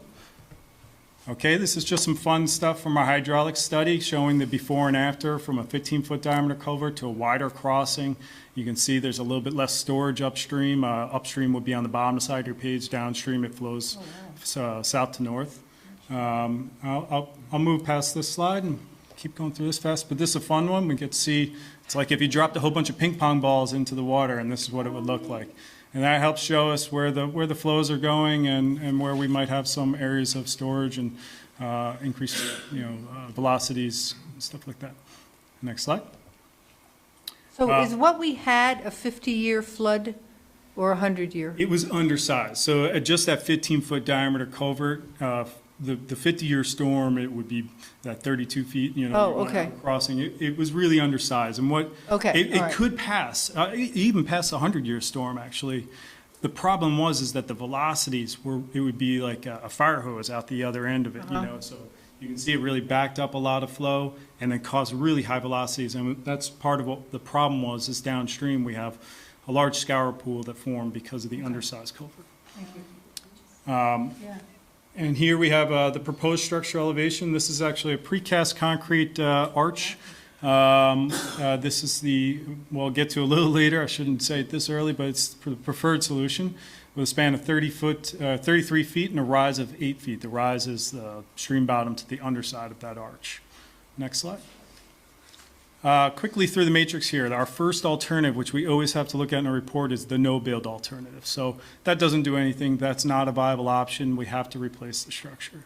And then we have a structural alternative. Number 2 is the precast arch. Number 3, down the left-hand side there, the rigid frame. That would be a cast-in-place alternative. Number 4 is a multi-plate arch, which would be like a metal plate system. And number 5 is a bridge, which would be not a buried structure. We would have a deeper cut. And we ruled that out pretty early in the project, just based on it's not really a cost-effective solution, nor is it something that the city or town wants to maintain long-term. So as you can see here, the only thing I really want to point out here is most of the options were pretty close in cost there on the right-hand side. Durability being the highest in a concrete-type structure with the fastest road closure duration. All of these we considered because there is availability for a full road closure, and the impacts would be too great if we tried to maintain a lane. So all of these we really went under like as if we're closing the road and detouring back over to Wilson Road. But the precast arch had just a 7-week closure. So it became the preferred alternative for the design team as we move forward. Next slide. Road alternative number 1 is without having a path and just building out facilities, on-road facilities with 5-foot wide bike shoulders for cyclists and pedestrians to use an on-road facility. Is 11-foot travel lane, is that standard or is that a little narrower than? It is standard for you can go smaller on some roads, but on a road like this with a 40-mile-an-hour speed limit, 11 feet is what our highway team recommends. Currently out there right now, I just want to point out, it's 13-foot lanes with 3-foot shoulders. So this would be a bit of a road diet here to help give a little more area for also try to calm that traffic speed a little bit down with 11. Trucks that go back and forth to. They can accommodate the trucks as well, yeah. Next slide. Uh-oh. Oops.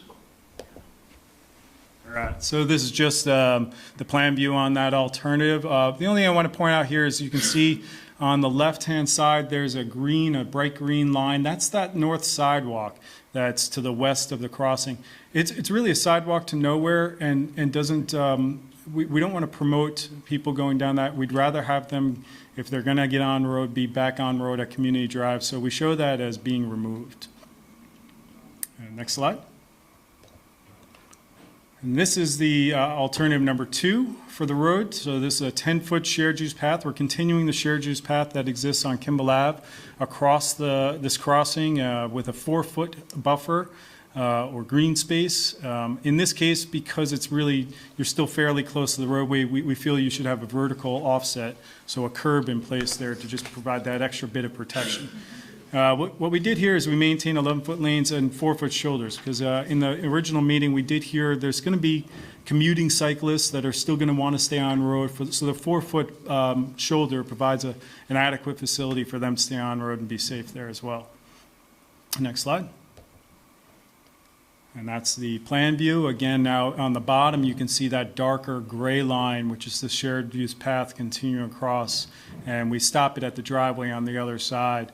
For eventually, hopefully, a path that would continue to meet up with the facility that's further, facilities that are further east in Williston. Next slide. So what are the two businesses? I can't read that. Is that like kitchen design place, the brown, and then on the Right side? Yeah. I'm trying to think. Side, the I mean, I north- sort of know where this is, but I can't quite. Just past, well, Community Drive's where the whale tails are, so just past that intersection. Oh, okay. Where Community Drive loops around there. Okay. This is the four-way stop. Yeah, it is right right up there. there. Okay. Yeah, I think that is the kitchen place. Next slide. All right, so this is roadway alternative number 3. This is a 10-foot shared use path with a 10-foot green space. So it gives a bit more of a buffer between the shared use path and a similar road section over there. And I'll talk about the alternatives a little bit further on this presentation. Next slide.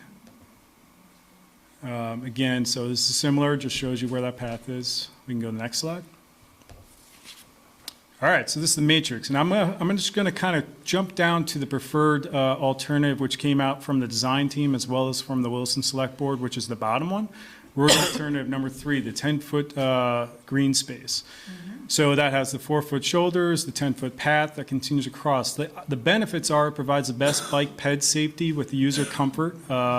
So you're far enough away, and you can do some more with that green space as well. So now that green space provides some snow storage, stormwater treatment. You can also provide some utilities, like you can put a telephone pole in that area, as well as signage for the roadway. It gives a little more space to put those features in there. One of the other benefits is by having that direct, the stormwater can sheet off the roadway into the green space, you can get the catch basin grates off the roadway, which for those commuting cyclists is a big deal. So it meets the purpose and need. Its right-of-way impacts are minimal for the path. You know, the right-of-way actually bumps out on those plan views. It's when they built this culvert originally, they must have acquired some additional right-of-way upstream and downstream, so you have a bit more to play with in that area. Utility impacts, we do have a couple of potential pole relocations we would need to sort out with during the preliminary and final design of this project. And then for resource impacts, there's potential tributary and wetland impacts. I will say, because this one is the widest solution, we are starting to get a little closer towards those resource impacts. And without a field survey, we couldn't identify where those slopes would exactly hit.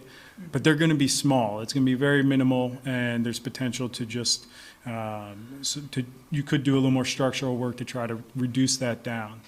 So coming down to the last line of cost, all of these costs that you see here include the structure in it, which I showed costs for the structure before.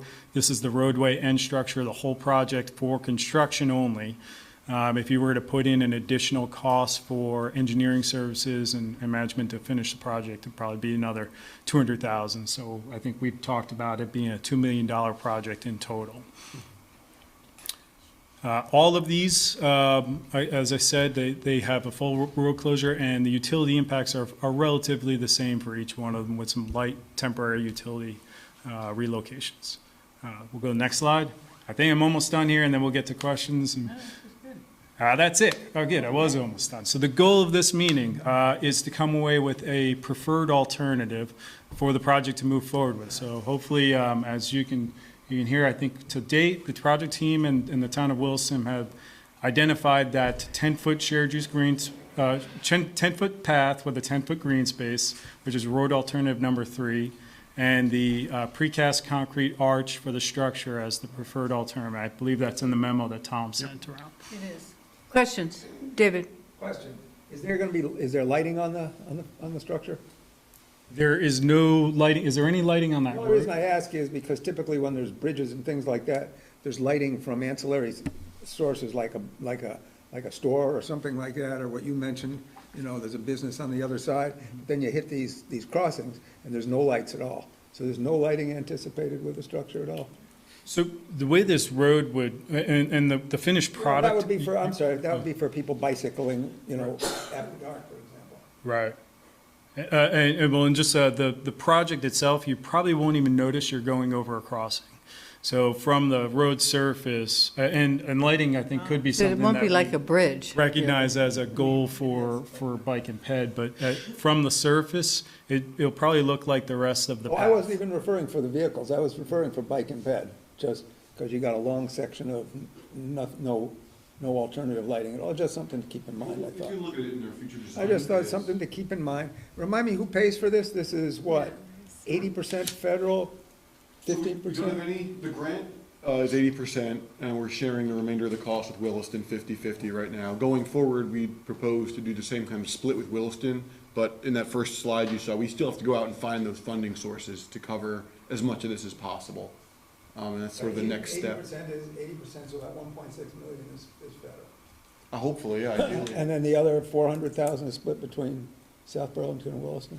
That's what we propose, and Williston generally is in favor of that. And you project this project being built when?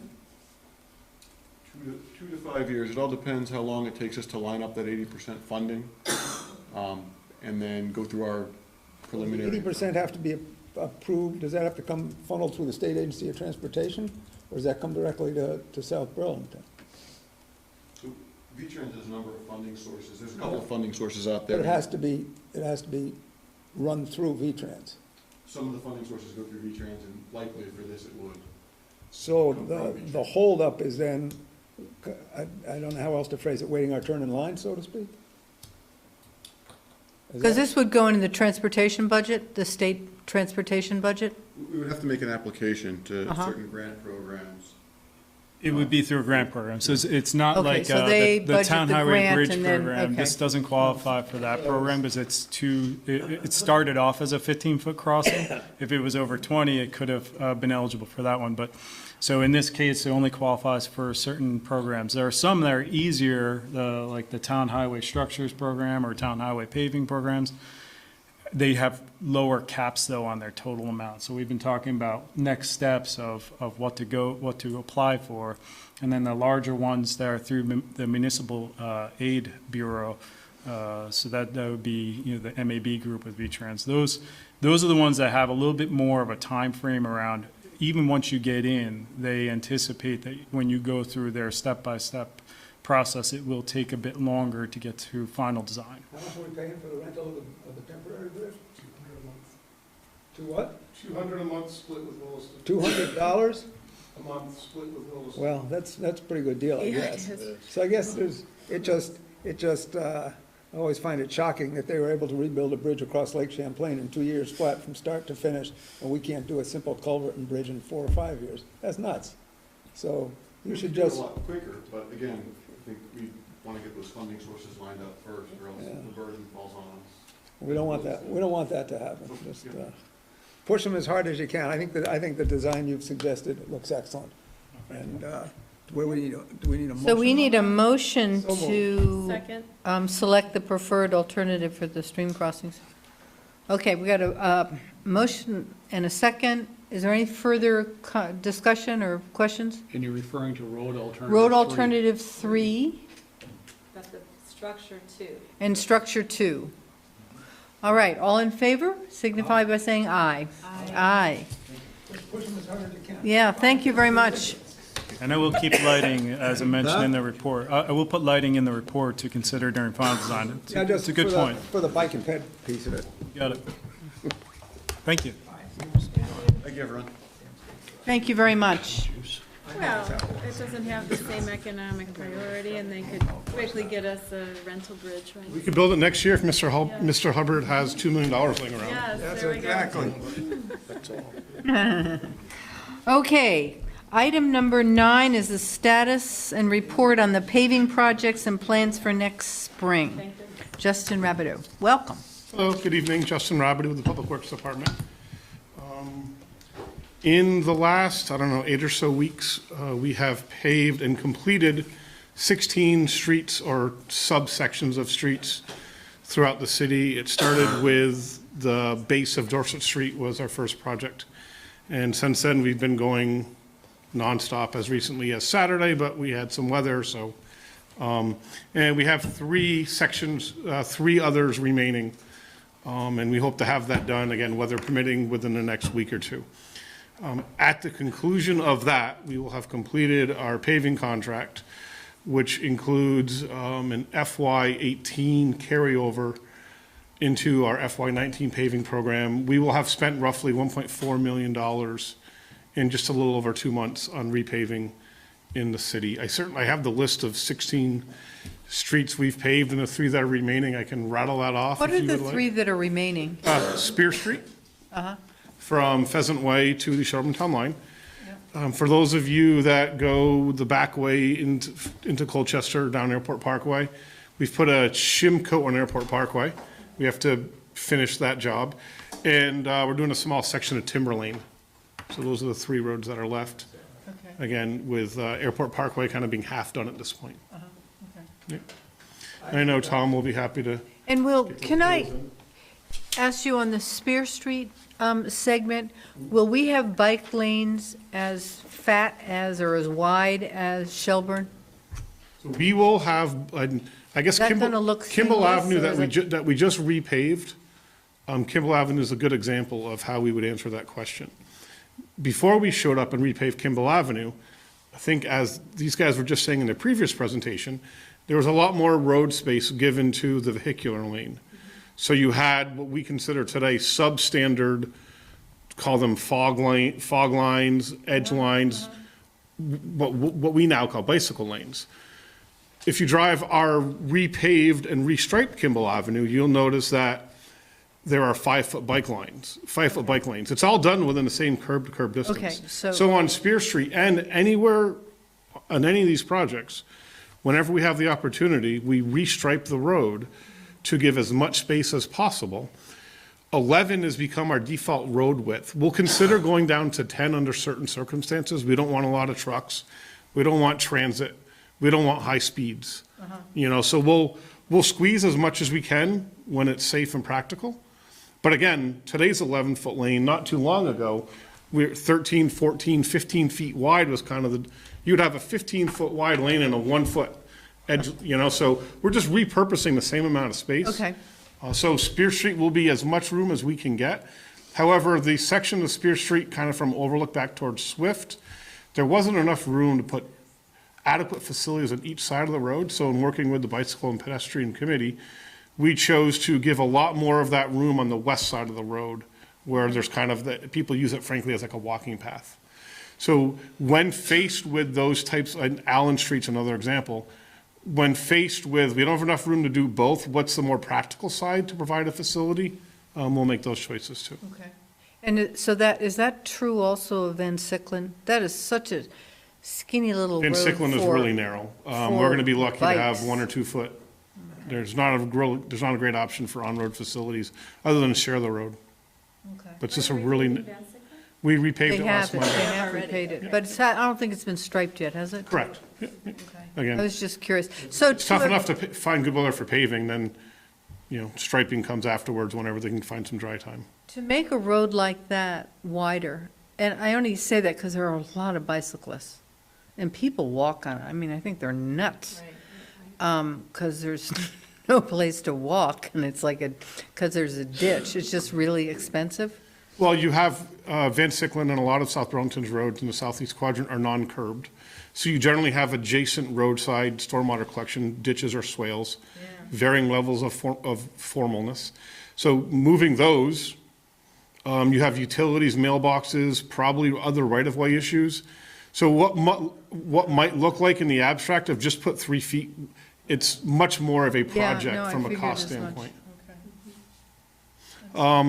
And then for what we plan, and tomorrow's probably not going to happen because we're anticipating a lot of rain. However, tomorrow's a day we were planning on putting the base coat of pavement down on Market Street, where we're working. So it probably won't be tomorrow, but that's kind of, it's not seen by most folks, but the Market Street project continues to move along. November 20th, the road will be kind of given back to the city just in time for the holiday season with a fresh coat of pavement on the majority of the road. So that also has occurred, again, a little bit out of sight, out of mind for most folks, but pretty soon it will be back open with a nice road base on most of it. Great. Our plans for next spring are going to be somewhat contingent on how we come out of the budget cycle. Once there's, in our view, once there's a council-approved budget at some point in January, we're going to bid our paving contract for fiscal '20. We're not going to wait until the voter approval in March. We're not going to spend any money until July 1, but by bidding it early, it guarantees us lining up contractors early so we can kind of get going early in the season, so we're not playing this dance late in the year, again, next year. Good. So we'll just have to wait and see where the budget discussions go. We certainly have a number in mind that's been consistent with years past. However, we want to continue the treatment we did at the base of Dorset Street. We want to keep coming south to Market and maybe Healthy Living. That's expensive work. Again, we worked with John's group. It's night work. There's a lot more involved in paving that than there is, like, for example, a Van Sicklin or a Timber Lane. So it's conceivable we could be looking at half of next year's paving budget, trying to allocate that to a couple blocks of Dorset Street, with the remainder being spread throughout the city as needs arise. You had mentioned that earlier. Yeah. And we want, and again, we're going to keep doing this until we get down to Kennedy Drive. Certainly up towards Williston Road, where you have all that northbound traffic kind of braking, hitting their brakes, which caused a lot of the ruts that we filled in with the paving project. And you'll notice also, kind of from the Blue Mall to Healthy Living, we did some work with our own guys this season, grinding out those wheel ruts and repaving them. It's not the smoothest, but at least you don't kind of have that nice 3 or 4 inch depression in the wheel rut. So in terms of what our plans for next paving season, FY20, they'll be to bid out our paving contract probably in late January, early February, whatever the budget timeline is. Probably allocate roughly half of it to our continuation of Dorset Street. We're up for, basically every other year, we are awarded a Class 2 paving grant. If you recall, we had that discussion about the random miscellaneous revenue within the highway budget. It was from a Class 2 paving. So we would hope to seek some state money to help us. Dorset Street's a Class 2 highway, so they will pay for 80% of that. So if that happens, then that, I think the grant tops out at $180,000. So that gives us essentially an extra $180,000 to be applying elsewhere throughout the city. As you said, I think Dorset Street in 30 years or so since anything was done. Yeah, since its original, yeah. That's not bad, actually. Yeah, it's 11 inches, 8 inches. It's very, the pavement, there's a reason it lasted, because there's about a foot of pavement down there, which is very atypical. So the state didn't help us with those 2 blocks? No, well, we got a Class 2 paving grant the year before. What they basically tell communities is, feel free to apply every year. You're only going to get awarded every other year, because we have to spread the money around. So we try to stay on the good side. So we literally just apply every other year and we get awarded. Were there any other cost impacts or advantages to making the bid after the March vote? If you bid earlier in the season in any line of work, before folks are generally busier, you're going to get more competitive pricing. Whether it doesn't matter if it's a stormwater project or a paving project, if you can be bidding over the winter, that's pretty much your ideal. If you start bidding later in the season, folks are a little less hungry, so they'll take on a project, but only at a certain number. They no longer just want to make 2 or 3%, they want to make 11% on it. But by combining and having a very large $1.4 million paving contract, I believe it was somewhere between 15 and 18% reduction in our per ton price from the year before, because we bought in such bulk and such volume. So there's value to having that, taking 2 years worth of paving money, frankly, and doing it. We've done that a couple times in years past. But this year, our goal is to get out there as soon as we can, bid it and pave it as soon as the fiscal year allows. Do you get many complaints from people about paving, or most people support it? You know, it's, the complaints we get, we're generally addressing, you know, so we had some complaints about Van Sick when we paved Van Sick, when people, you know, so, the complaints are very informative, that they help us put together our paving program, but nothing that we can't usually accommodate within a season or two. So I would consider the complaints we get reasonable and consistent with the condition of our network. I mean, in general, the roads out there are pretty good. And we have a newer community. We don't have a lot of utility patches like other towns do, so. But the areas we get complaints on, we're really able to kind of turn around and deal with them in a hurry. On a slightly unrelated issue, but it's still about a road, I was just curious, Williston seems to have slower speed limits by 10 miles an hour. You know, the Marshall-Kimball, you get over the bridge and all of a sudden it's 10, and then if you're going on, well, I don't know, there's another place when you're going toward the big boxes and it goes, when you go over the 2A. interstate. Yeah, 2A, and it's 40 degrees and 40 miles an hour in South Burlington and then 30 in Williston. I'm just curious why, I mean, does the city just drive faster than the small country town? I would say most of our speed limits probably are from when the roads were open and built and the speed limits were set. We do not run around changing speed limits. In fact, in the state of Vermont, state statutes indicate you need an engineering study to support a speed limit change. So even if we collectively wanted to change Kimball from 40 to 30, there are formal steps we would have to take to do that. Why ours are higher than theirs in some locations, when South Burlington accepted, you know, so when plans go through the DRB process, they come with a signage plan that includes speed limits. And now we're building kind of more neighborhoods and less Kimball Avenues, you know, so that's really not an issue. Historically, I can't really answer that question. But there is a method for doing it, and it's involved and it costs money. Yeah, okay. Well, I won't push that one. Do your team have trouble keeping up with striping? That seems to be. Everyone has trouble keeping up with striping in Vermont, yeah. It just seems to be something that just never, ever. There's not enough work in Vermont for there to be a lot of contractors. So there's two contractors in Vermont that do it. They take all the state jobs. Like, they love doing those big interstate jobs. They come and work with, in fact, Colchester worked with a company out of Massachusetts because they couldn't get anyone. We have talked about with Burlington doing a joint purchase for, the state of Vermont owns the $250,000 line striping machines, the type of machine you use to in a professional manner to restripe a road. We talked about doing a joint purchase with Burlington a few years ago. They're a little hesitant. But yeah, it's probably the most underserved service in our line of work in Vermont. Could Chittenden County do one? Yeah, you could do a consortium, and when I worked in Lamoille County, we bought a hydro seeder as a consortium.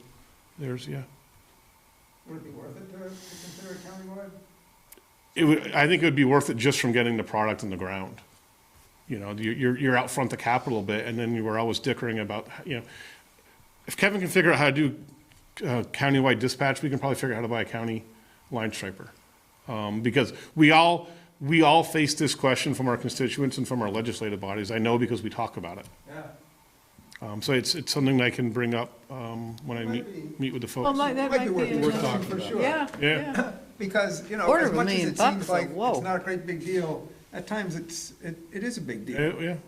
Well, I mean, it's not until it is, right? Until like a night like this when it's dark and rainy, and where's the edge of the road, you know? How would that compare to what we did? We bought our own line striper. So we bought one, so I just mentioned, the machine the state uses about $250,000. We bought one that was a magnitude less, so it was $25,000. You know, and you've seen some of that work you've seen some of that work on Patchen, on Spear, on Market. It's not of the quality that you want to be doing miles of long line work. It has its utility and we use it on kind of more micro levels, but essentially it doesn't float with the imperfections of the road. And so as it bounces around, the line moves in this direction, it gets narrow, it gets fat, depending upon where the head is relative. So, I mean, it's a $25,000 machine that has really good utility, but for this, it doesn't solve this type of a problem. Let's look into maybe something that might do the job more efficiently and more regularly. It's a bad idea. You know, Justin took the initiative with the support of the council we had the same problem with traffic lights a couple years ago. And so we took, one of our team members learned how to do this, and we have the equipment now to do it. So we're taking care of our There own used to be traffic one lights. traffic signal contractor in Vermont. He retired. Now there are 0. So, and there's one out in New Hampshire that folks try to get Why to. we need but tech schools, get these jobs. There's a group in New Hampshire but their workload they can't just meet a doubled workload. So, yeah. Okay. Well, good, that's a good idea. Okay. You don't need anything from us, right? You don't need- No, that was just an update, so thank you. Good update, great job. Thank you. Have a nice day. Good luck with it. Yeah. Okay, item 10, While I'm here, yes. I know it's only November, but as a reminder to all in audience and on television, on December 1st, our winter parking ban goes into effect until April 1st. That is midnight to 8 a.m. It is citywide. It is not, is it snowing? It's a citywide ban from December 1 to April 1. We enforce it when it needs to be enforced. However, that's not an invitation for folks just to choose to ignore it. While I have you, can you, are you done? I'm sorry. I just wanted to get that Topic. spiel in, yes, I so I'm done appreciate with that. that, thank you. The trash pickup, is that something that you could address? We've had a couple of emails about it. Yeah. And I have driven around and taken a look. There are a few things. Well, I think I might be. Kennedy Drive and on Williston Road. Oh, okay, I was about to go into a different topic area. Yeah, so, at these busy areas, when someone dumps a McDonald's cup out their window and it blows around, it's generally at higher traffic areas. The ones that have been pointed out to us by our friendly traveler from Heinsberg happen to be along state rights of way. We'll intervene if things get really egregious. Like, for example, a few years ago, the grass medians on Shelburne Road down by IDX were like waist high. So we went out and mowed it. But frankly, we have enough things to do without doing their work. But if we see, like a couple days ago on Dorset Street, I don't know if it fell out of a truck or someone, there were just bags of garbage, like kind of in a succession down the road. So, if we saw that on a state road, we would pick it up.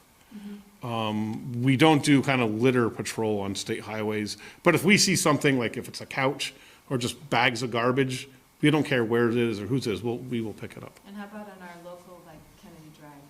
Oh yeah, whether it's through street sweeping efforts or our guys that mow the highway green spaces, they spend 80% mowing, 20%, or 10% moving signs and 10% picking up garbage. So it's not a frontline thing, but when our guys are in areas, like when they're mowing out there, yeah, they're picking this stuff up.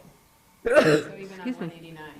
Not on 189. Not on We don't do any maintenance on 189. However, if at the entry on the 189 at Kennedy, again, if there was something that needed our attention, we would deal with it. But we're not, as a rule of thumb, hopping up into that kind of overgrown area, picking out little individual pieces of garbage. So who should people address themselves to for state? Yeah, so state of Vermont operates in districts. And in Chittenden County, the District 5 office is located in 40th and Allen off Route 15, and their phone number is Wow, right off the top of your head, okay. It's 655-3540. And who would they talk to again? Whoever answers the phone. And the office again is? It's the State of District Vermont 5. District 5 Maintenance Office. Thank you. Or, we have good relationships with those folks, so if there are specific things that people come across, sometimes it might be dealt with quicker if we get in touch with our contacts. So if you see something, please email Kevin and he can shoot it to me, and I can send it to, it might be, sometimes it's quicker instead of just a phone call that creates a piece of paper that, goes in a pile. Yeah. Okay, thank you. Thanks. Good enough. Okay, item 10, discussion and possible action related to the Yeah, distribution Tom's of... right. It's 655-3540. I hate to admit this. 40, No, 655-3540. If you're old enough and you knew on Route, I know. It's the old phone number to Zachary's Pizza across from Fanny Allen on Route 15. And I grew up in Winooski and we called it a lot. The district number is 655-1580. Yeah. No, I had, hey, once you start going with a number, the rest of the numbers just, from when I was like 11, ordering pizza for the family, it's still stuck up there. I do the same with names, yeah. I used to work with Roger Moore at the UVM library, yeah. Thank you, and sorry. Wouldn't you be popular if you said, please call this number, and they'd only get us pizza cartons, no relief from, Unless they were all Garbage. pizza cartons Yeah. that were out in the Thank you, Tom. right away. Okay, item 10, discussion and possible action related to the distribution of social services funding. Tom, are you going to talk about that, or Kevin? Tom. I'm happy to just kind of give the intro. So Okay. typically, this is the time of year that the council does the allocation of the social services funding. And we're at a point that I think Celine has heard from about 8 organizations to just kind of acknowledge that they understand that the resources are more limited this year, but questioning, is there still a process that they can apply for? And I think we just want to craft a response to them as to what the council's thinking is at this point. We have $15,000 total that's in the budget for social services this year, in comparison to, I think, 40-ish. So you're going to be recommending 15K for social services? That's what's in there now, Helen. Oh. In this current budget for FY19. And that's what these groups are just requesting. Is that money available to them? Is the council looking to allocate that differently, or to one organization, or to, yeah, Yeah, you just I need guess some guidance just from kind us. of welcoming that Okay. kind of discussion as to what your thoughts might be. I can't think of only one deserving. I think we had that discussion we were trying to limit last year. Yeah. We had talked about local, but we were talking also about spreading across the age groups. I can't imagine being narrower than that unless something pressing. Well, I think something like the United Way is attention. probably like the only one that would contribute to these different organizations more comprehensively. But taking But- off something from the top. Right. Which is nice to go directly to Yeah, the yep, organizations. agreed. We may, we think we are going to do a United Way campaign this year for the employees, totally voluntary. Oh, nice. If you wanted to use the social services money as a match for that, Oh, that's nice. That's not a bad idea at all, you know? could do that, and then, as Tom pointed out, it gets distributed widely. So we would give all of it to United Way? Is that what you're saying? So It's kind of a match. the employees would give whatever they give, and then we would match that with city funds, and it would go to United Way? We haven't done that. You could. And how many, so I'm trying to think, we're close to 100 city employees with everybody? About 150. 150? So we're going to run a truly voluntary campaign, no pressure, but we're going to make the opportunity available, so. Well, that's one thing to think about. When do you need an answer? Were you thinking we get it tonight? Yeah, and I know we're missing, 2 of the counselors. I think it's more to get you thinking so that we could actually take an action soon, so that we can at least inform the organizations who are looking to build their budgets, around what they may or may not get. Some of them are groups that we funded in the past, Sure. like the Howard Center. Center for Independent Living, The VNA sent one in too, right? VNA, Vermont Family Network. An So awful lot of them are funded through United Way. Are any of these funded through United Way, or are they all independent? Oh, I believe some of them are, like the Red Cross. Sure. I think, I don't know, because the United Way, I mean, to your question, David, I think the United Way had a broader scope a couple years ago, and I know that they refocused their giving, and there were quite a number of organizations in our community that no longer were getting United Way funding, because they were really focused on, I can't remember what the 3 things were. So it's not just a given that, well, these are the 10 that we've always given to, so United Way will cover it. That would be good to know. Right. I think. Often when I chose from United Way, it goes to Burlington services, so, so I've ended up doing it individually.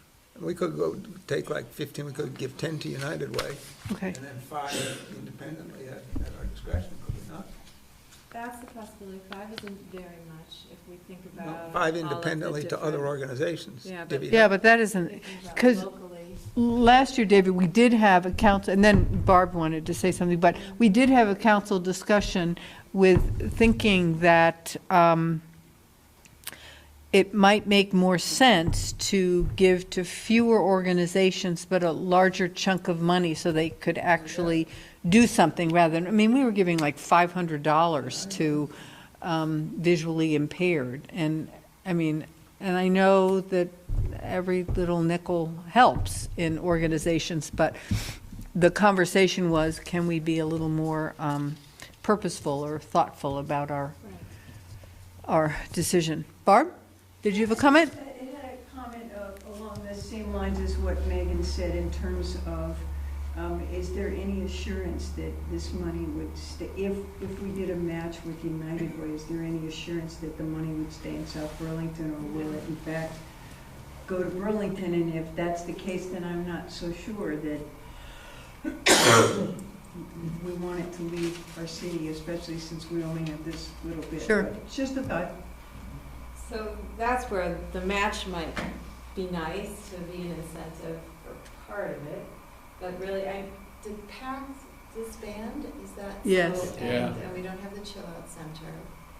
So we have the Children's Resource, is the Family Center? The Family Center, that, they're still active. They're set, though, And then, they're kind of using up the money that they have had, a little over $20,000. Oh. I think they're set for now. Common Groups is the other local. And Hadley Road, The Lund? Independent Oh. Living Community off of Williston Road. Yeah. They've asked in the Is past. that the Center for Independent Living? Yes, Yes. I think so. Yeah. And then we also had the Lund Family Center. Yes. I think that's, that, and Howard and. The Champlain Valley Agency, which has a new name, Yeah. and the Steps to End Violence we had. Oh, the domestic violence thing, yeah. Well, maybe, I mean, will the United Way give us a list of who they're planning? I mean, they can't really say these are the 10 organizations we're giving to next year, but they could tell us who they're giving to this year. I mean, just as information about how many of them are here. Because what we've done in the past is also, David, the different organizations have made their case by saying, we serve, 500 families in South Burlington. Versus. I'm fine with whatever we do. You guys have more. I'm happy to get some more information from United Way, because I really don't understand how the funding works and whether or not you can allocate it to certain towns, or if you can pick certain. And what are we? You can pick association. I think can. individual donors can pick individual associations. Yeah, but not geographical area like a No. town. No. And what are we thinking will be our social services budget for FY20? Yeah, so that's really the next part that I just like to encourage you to think about. And again, probably a better discussion with all 5 counselors. Sure. But it would help us just in terms of the guidance for the budget for this year, so that we're not dealing with that issue at the budget time. Yes.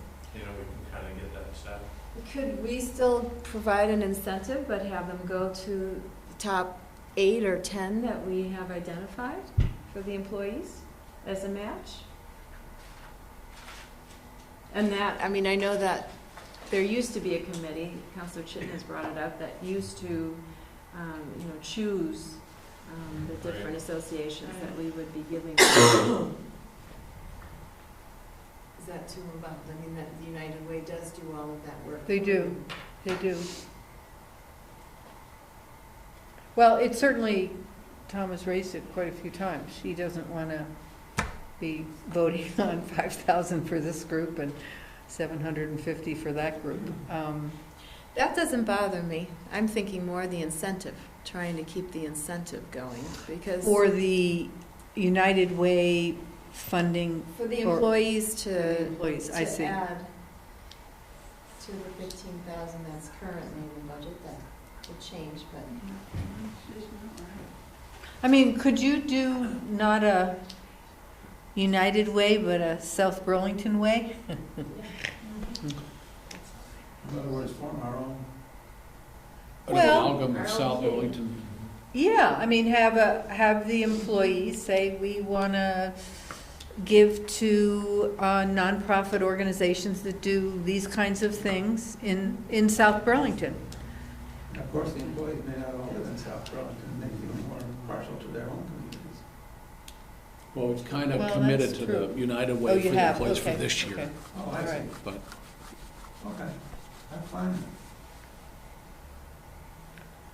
Well, we haven't given you much direction, but it would be Yeah. helpful. Get some more information about the United Way. Yeah, I think that would be And helpful. if you, Yes, I guess I Betty. would think, consider having it stay in South Burlington. When you say $500 doesn't seem like much. If it were a local South Burlington organization like Commons, $500 is a big contribution to an organization like that. It really makes a big difference, for an organization. I mean, I don't know, I guess you can look at organizations that have a budget under, a certain amount. You want to see what their budgets are, so you know what kind of an impact on that organization our funds actually are having, rather than it, when you're talking about a $200 million agency, which we are in some of these cases. Our $500 or whatever, what's the impact on South Burlington? Whereas if it's a smaller organization, we really do make a big impact. I would agree. I don't want to give it all and have it be funneled outside of the city. I would agree, particularly when it's really tax dollars. Yeah, I think we're unanimous on that. So, working from there. Well, we may want to consider then a small committee that would actually use your suggestion and look at the budget of the organization to get a sense of what kind of impact we can make.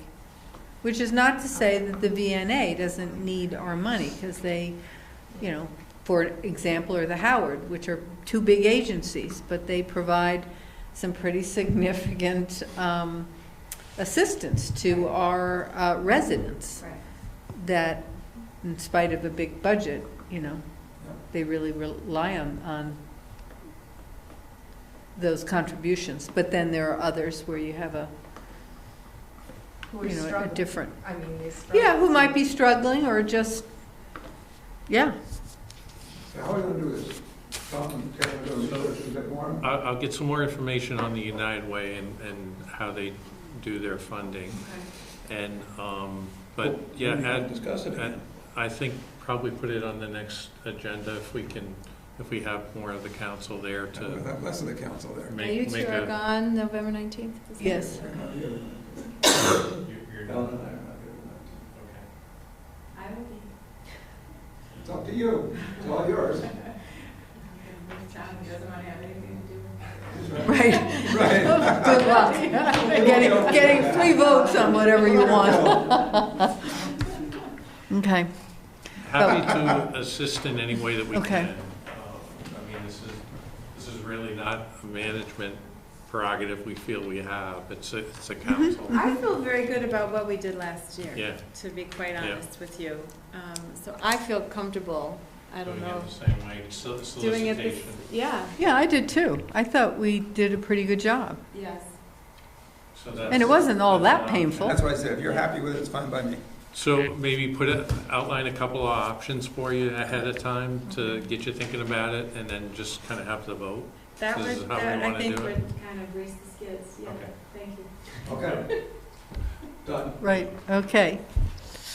Item 11, consider convening as the South Burlington Liquor Control Commission to consider the following application, Tavern 2 First Class License. Which tavern too?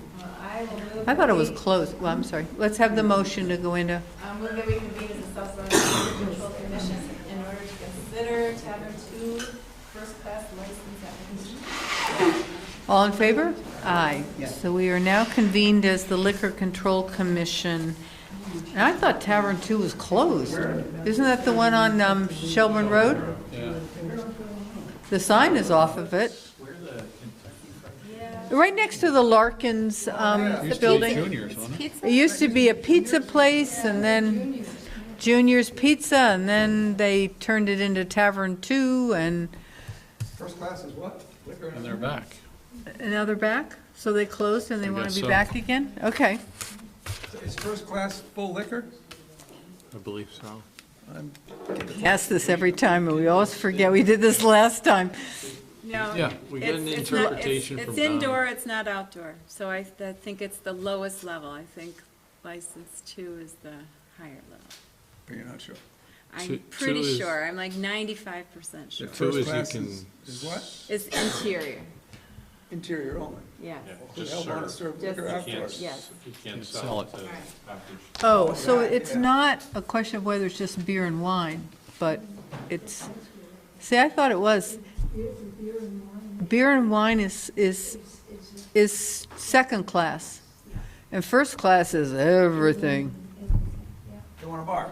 A bar, Right. yeah, yeah. I was gonna, I don't care. I don't Google care. it I don't and care see. whether they have a bar or not. so, Makes no difference to me. So make the motion. Does it matter to you? No. Well, since we give them a license or not? I think that Sean Burke, our police chief, has no qualms, so. yeah, we didn't get all the paperwork, though. At least I couldn't find it. It was in the packet. Oh, was I it don't in the have access packet? to it. You look Yeah. back, I think My thing is dead. No, I think it's there. see if you can find it. Yeah, I know it's. I mean, I guess it's, What, One Sean signed off on it? we don't have the fire, that's true. And we don't have if there are any former violations. Obviously, they want this license quickly because the holiday season's coming up, right? They don't want to delay. All right, so a first-class liquor license is just beer and wine.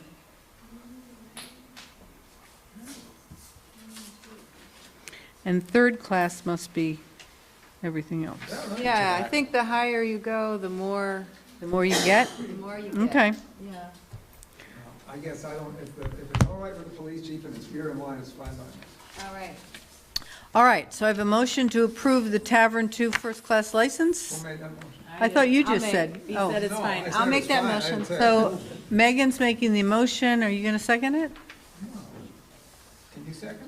I'll second it. Usually the chair doesn't, but I'll Yes, I second will. it. I will, Okay, I will. all, any further discussion? No. Shall we drink to this one? Okay, all in favor signify by saying aye. Aye. All right.